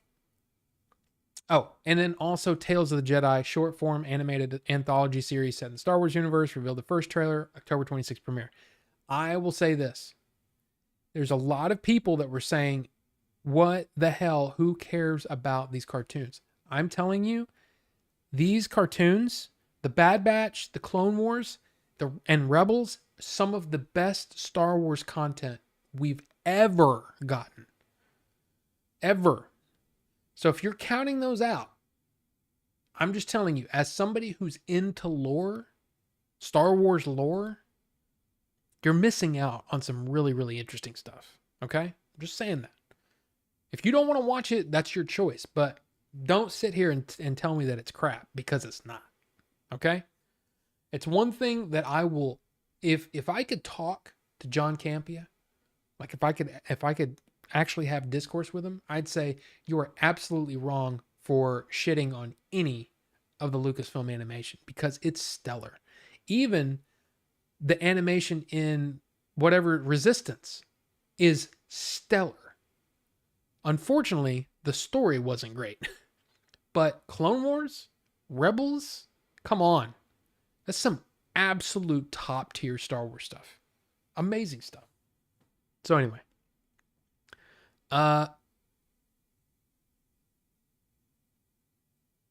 Disney Plus, we've got a bunch of shows. Let's see what's interesting. The Muppets Mayhem, a new Muppet show. National Treasure: Edge of History, which I watched the trailer for it and was like a wow, like very meh to me. But we'll see. Zootopia Plus, new trailer shown to them only. Look, Zootopia anything, I'm down, because Zootopia was amazing. So yeah, there you go. That's most, if not all, of the cool D23 stuff. There's a lot to talk about. A lot to talk about. I mean, a lot to break down, but the thing is, I think a lot of people were very upset because Marvel and Lucasfilm wise and 20th Century Studios, nothing new. There were no new announcements, no new shows, no new castings. I mean, of course, they unveiled the casting for Thunderbolts, but that was really the only big thing we got. I mean, sure, it's awesome that Christian Slater is going to be in Willow, but it's not exactly that kind of thing that really gets headlines going and people excited and, trending topics and all that stuff. You know what I'm saying? It was kind of a disappointment from that perspective. I still was fine with it because I got to see new footage of stuff that I was really interested in. But I get it. I get it when people say that they were disappointed. Totally get it. But again, having things like, Henry Cavill is going to be in the MCU, Denzel Washington and Giancarlo Esposito is going to play this Doctor Doom, and just chill. I'll say this. I totally understand. In fact, some of that was posted in the Discord. And I'm talking about the announcements that these actors were going to be there, or these rumors. The fact is, I don't typically care about rumor. If I can't read it on Variety, Deadline, Hollywood Reporter, really those are the gold standard. If it's not on one of those three, it probably hadn't happened yet. Now, there's a lot of times when somebody like Collider, which I would say is just a step down, Collider, Screen Rant, Slash Film, places like that, if they say that they've got a scoop on something, the eyebrows go up and go, oh, okay, maybe this is a thing. But honestly, if it's not one of those, I just tend to just say, nope, this is probably not true yet. And it may be true, but it may not also, it may not be true. And we talked about it last week because I felt like it was important to talk about. But I was pretty much thinking, yeah, that's not going to happen. DC is not letting go of Henry Cavill without a fight. And I think they're still fighting internally at Warner Brothers about Henry Cavill and whether or not they want to continue this Superman. I have absolutely no reason to say that other than that's what I think. I think that's what's happening. And I think it's because there are people that loved what Henry Cavill did. And then there are people that are thinking, no, we need to start fresh. We need to dump everything we got and we need to try to start fresh. That might include Gal Gadot. Just saying. That's my thinking. So yeah. What else we got here? Disney's like, we can do whatever we want. I'm irritated that they didn't announce anything really big. Like, there's not really any earth-shattering news. Like, dude, a couple of D23s ago when they were just dropping, they were Moon Knight. Holy crap, we're getting Moon Knight? Oh, holy crap, we're getting this? There was so many drops. And then this one was kind of like, here's the trailer for a thing that you already knew about 2 years ago. It's kind of like, come on, man. I struggle to watch the cartoons. I just prefer live actors. Carbonite. I'm not saying that it's if you don't watch it, that's one thing. But when you say that it's trash and it's something that nobody cares about, that's where I start to draw the line and go, hey, whoa. This guy cares about it. In fact, I'll just put this in the chat right now. Bam. like, ooh. But Nightbot, thank you. Bucho, Bucho. Bucho and I did a podcast on the Clone Wars. We love the Clone Wars. We also love Rebels, but we love the Clone Wars. We did a podcast called Send in the Clones. It's awesome. And it was pretty much all Bucho's thing. Bucho ran that sucker. I just showed up and said words. He was like I said, I think he did an amazing job. And I am proud of the work that he did. I really didn't do that much work, just be honest. But I'm just saying, Star Wars animation is awesome. So, yeah. There you go. Not counting the cartoons out, Rob. I tried really hard but couldn't get into Clone Wars or Bad Batch. Wish them luck with it. Yeah, see, and then again, I'm not talking about you guys. I'm talking about the people that are like, oh, animation's stupid. Why didn't we get a Yoda movie? What? No, man. Eminem was in D23, right? What? I feel like that's a joke that I don't understand. Sorry. The National Treasure TV show is meh. Just make another Nick Cage movie. I know. I don't know why they don't. I enjoy those movies. Talk about guilty pleasure. Those movies are not great. Like, you can kind of sit there and watch it and kind of go, this is kind of bad, but I still like it. You know? I love those movies. Yeah, I think everybody was hoping for some Fantastic Four and X-Men news. But again, I think they didn't show anything new. It's like they said, we got to pull the reins back here, guys. Disney folks, gather around. Nothing new. Don't announce anything new. You can only show a trailer or maybe some footage of something we've already talked about. And I don't know what the problem is. It makes me think there's something else going on. Like, because again, I feel like Marvel and Lucasfilm in particular are in kind of they're in kind of a slump. They need wins and they need people excited. And I don't know if trailers for 2 shows that everybody already knew about and then 2 trailers for animated movies or animated things is exactly how you get that anticipation back up. For me, I was like, dude, I'm down for all of this. But the average person, I don't know. Marvel, nothing, like I said, nothing new. I mean, Thunderbolts was the casting was new, but we knew it was coming. And we knew it was going to be a team up kind of thing. It's just a little disappointing. I don't know. What am I ranting about now? You should have been a politician or a priest.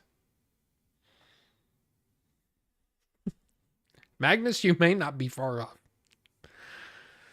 There's just so much they can reveal or work on. Eventually they will be burnout.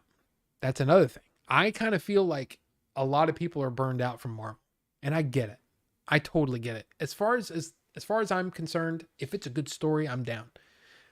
But Carbonite, Phase 4 has been a dud.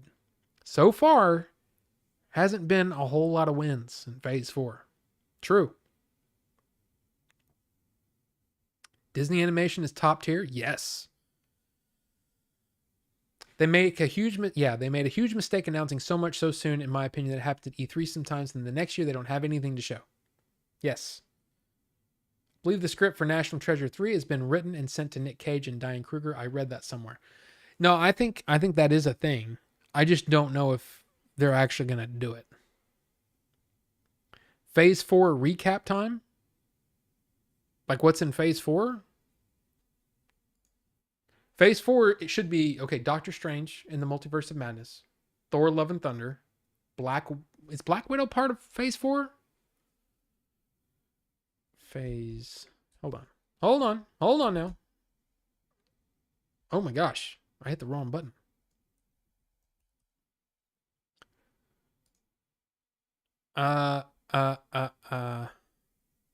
Okay.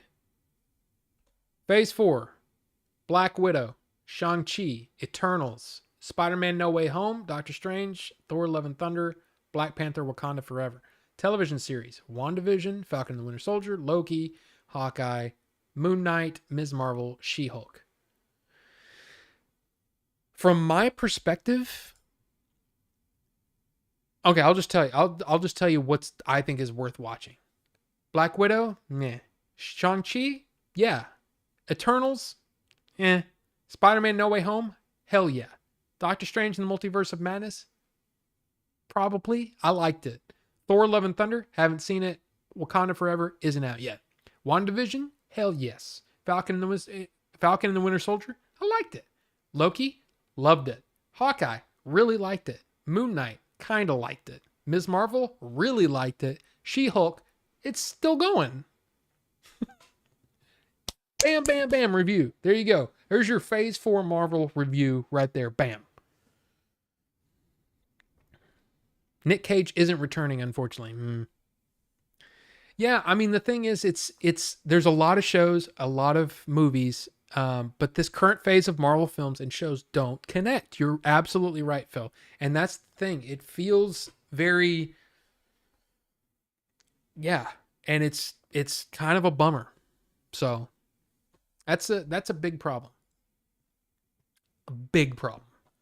Hopefully things start to come together, or maybe Phase 4 is just kind of, that's it. Phase 4 is just kind of done. And then I was really thinking that at the end of Multiverse of Madness, it was going to shake things up and make you go, oh my God, I can't believe that happened. Oh yeah, let's watch the next thing. It didn't happen. It was kind of like, oh, okay, cool. That's it. All right. Anybody hungry? You know, I mean, that's basically what happened at the end of Multiverse of Madness. Everybody was just ready to eat. No Way Home was definitely really good. Really good. I guess it's had some decent things, but nothing as huge as the previous phases. Absolutely. Moon Knight feels like its own thing. Favorite Marvel movie? Oh my God. I've talked about this with my wife many times. I think my favorite Marvel movie is Captain America, The Winter Soldier, because it's such a good movie. It's so entertaining to watch. I love some of the action scenes. It's just a badass movie. I really, really like that one. I like Infinity War a lot. I've watched Infinity War more than I've watched Endgame. I've watched Infinity War more. Also Guardians, the original Guardians movie. Guardians, in fact, it's probably, oh my God, man, it's so hard. Because you have to understand, Guardians is a very personal movie to me. Guardians is the first movie I went and saw in the theater after my surgery where I almost died. And it was like, oh my God, I can't believe I got to go see a movie again. And it was just a super emotional thing. And what is the first scene? It's mom dying in the hospital.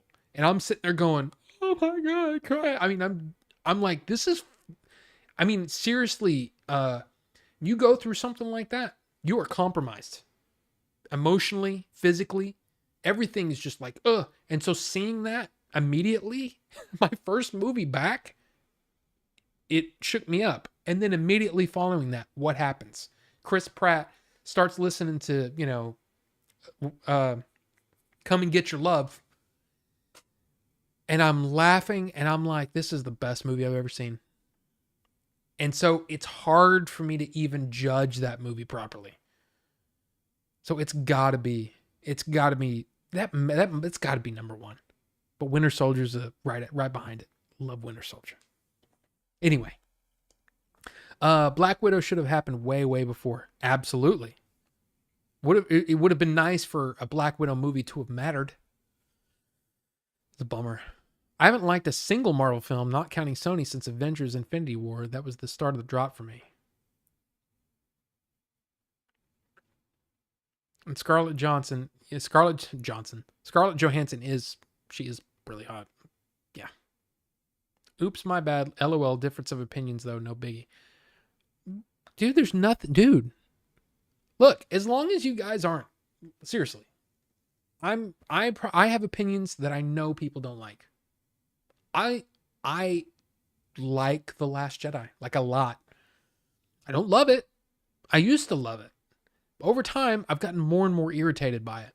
But there's still a lot more that I like than I dislike. A lot of people don't like that. A lot of people don't agree with that. But that's fine. That's the beauty of subjectivity of movies. There's probably movies, Caleb, there's movies I know, Caleb. There's movies that you like that I'm like, no, I don't like that. I don't like horror movies. I don't like, for the most part, I don't like horror movies. And I don't like some of them. I mean, we've all disagreed. That's fine. As long as we can be, you know, cool with each other. So yeah, don't worry about it, Caleb. I can judge Guardians of the Galaxy properly. It's number one in the MCU. Well, there you go. Didn't I like Blade and Blade 2? I liked Blade 1. Blade 2, I don't really remember it. Ayo, Ninjinzu Games, welcome. Good to see you, sir.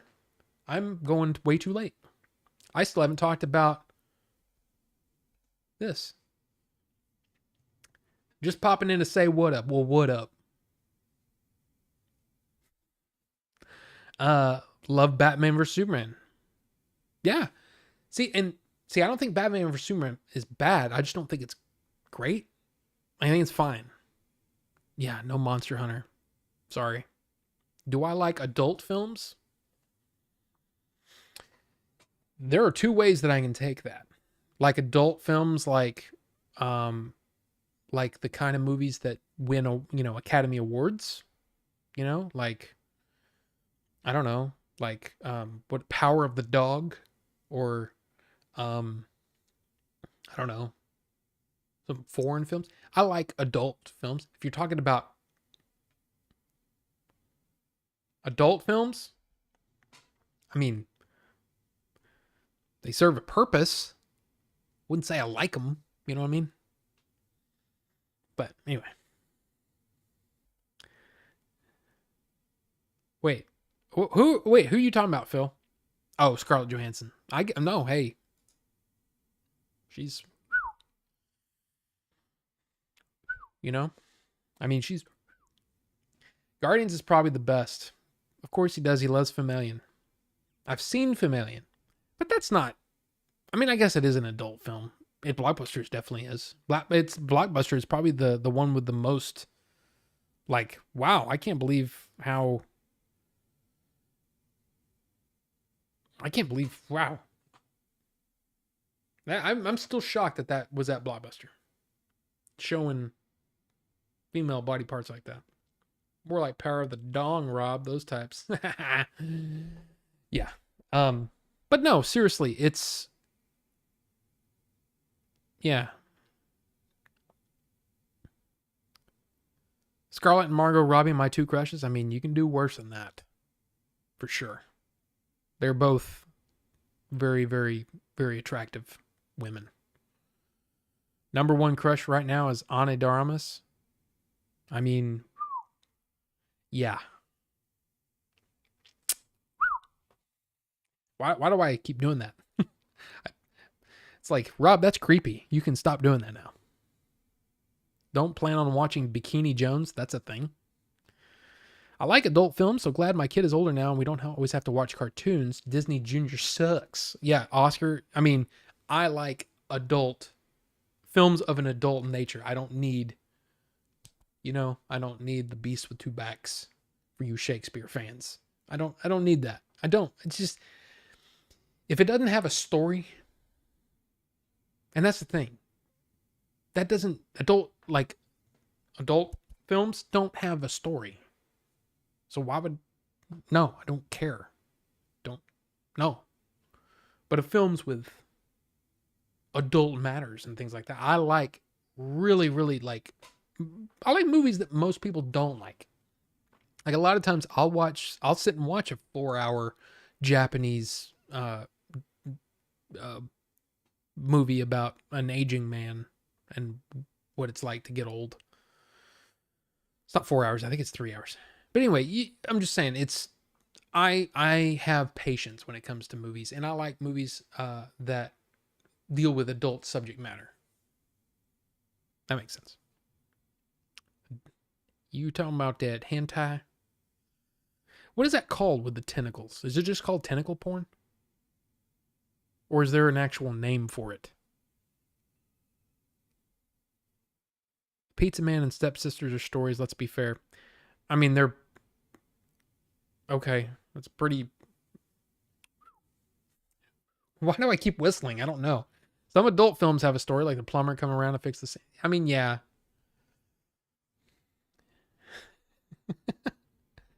So what's the name of that? The tentacle. Wow, the chat took a weird turn, right? Sorry. I guess it's Order 42 after dark. Look, we can talk about whatever. Just tentacle porn. Okay. The stories with the stepsisters get stuff. Yeah, what is with? Okay, look. We'll get on to Breath of the Wild. Okay, and it's getting tired. Trust me, my throat is wow. It's 10:30 already. But yeah, what is with the stepmothers, the stepsisters? Why?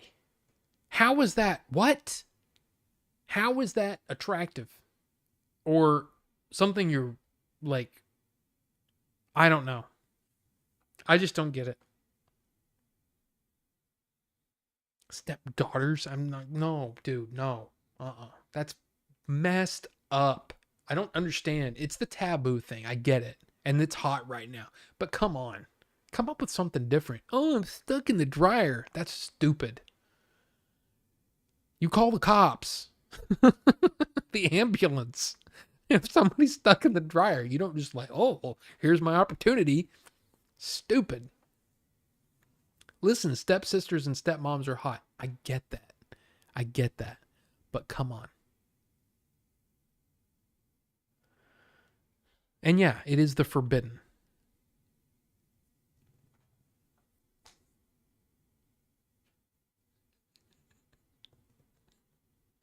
I'm watching the replay. I mean, sorry. Some of my faces are stupid, man. Yeah, I'm not a big fan of that.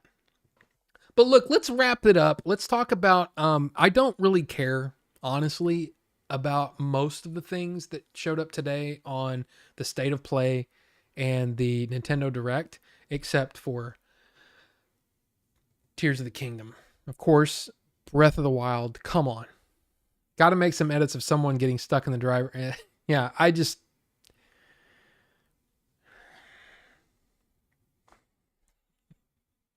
oh man, some of my faces are stupid. But anyway, yeah, man, look at this.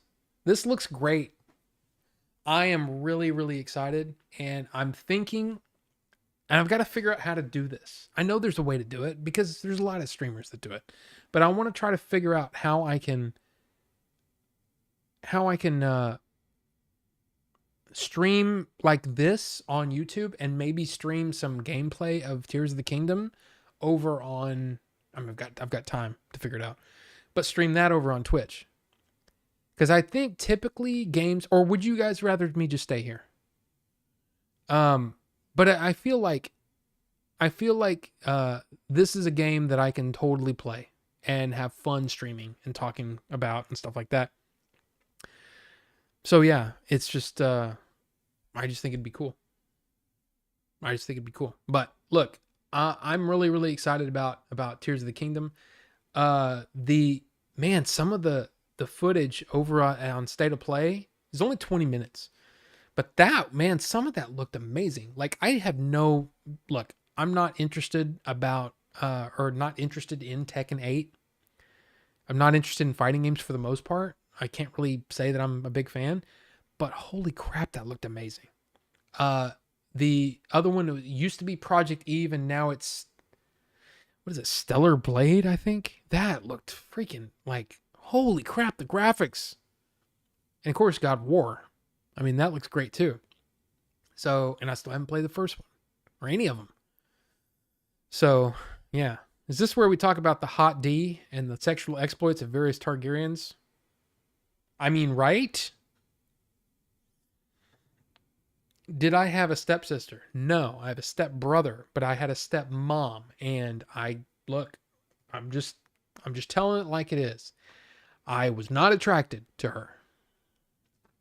So every time someone says that, I go, no. What Wraith said. Okay. Eric streams on both at the same time. Might want to talk to him. And see, that's the thing. That's a weird thing that Eric's doing, because he is definitely, he's affiliated and partnered with YouTube. I think that's technically against the rules. Now, the thing with Twitch is that I've noticed that he definitely has less people watching on Twitch. From him, it makes sense to just do it on YouTube. He's got more people subscribed to him over there. But I don't know, man. I don't know. I don't want to take that chance, because that's technically against, well, I know it's against the Twitch affiliate rules. And there's a lot of people that will say, yeah, but everybody does it, and I'm not big enough to worry about that, which is probably true. But I would hate to be that. I would hate to get to that point where, holy crap, something luckily out of nowhere drops. I start playing it, and all of a sudden I've got freaking, ninja kind of numbers. And then I get booted off of Twitch because of a rule that I broke. I don't want to do that. I'm just that guy. I'm a rule follower, and the Twitch affiliate rules, at least from what I read, said you can't do that. You can't, that if you're an affiliate, those streams are exclusive for 24 hours. So, I don't know. 8BE. Stellar Blade, I need nude mods if it comes out on PC. I mean, look. Yeah. There we go again. It's definitely Order 42 After Dark. Streaming on both would be rad if it's not a total pain in the butt. Well, I know that there are Twitch is typically, look, it's kind of like, how can I explain this? Twitch typically is better for games. Typically. The audience, it's easier for people to find you on Twitch than it is on YouTube. The problem is, if most of your audience is on YouTube, which is definitely the case here, I'm probably just going to stream here.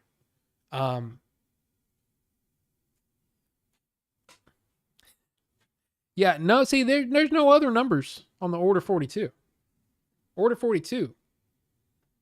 Order 14 will get you 20. I don't even know what any of that means. But yeah. I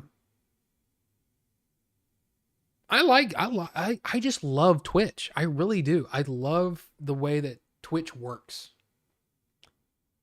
As far as from a viewer standpoint and a streamer standpoint.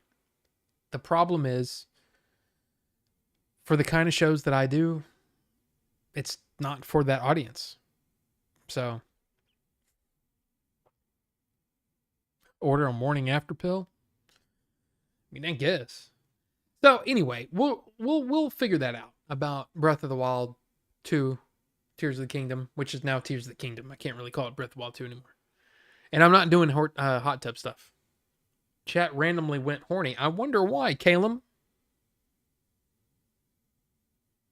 You were talking about hit the like button like you're punching your stepmom in the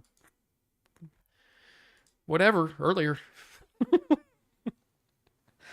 anyway. Do I like horror games? Not typically. And it's just because I'm not big on horror movies. You know, they really have to be something special for me to really want to watch it. You know, I mean, the typical slasher movie, Friday the 13th, just not a fan. Just not a fan of those. So when it comes to horror games, I typically find those have less of a story. The 420, Order 420. That's actually kind of funny. Oops. But this is Delta 8. It's not full. I don't even know what dropped and oh, there it is.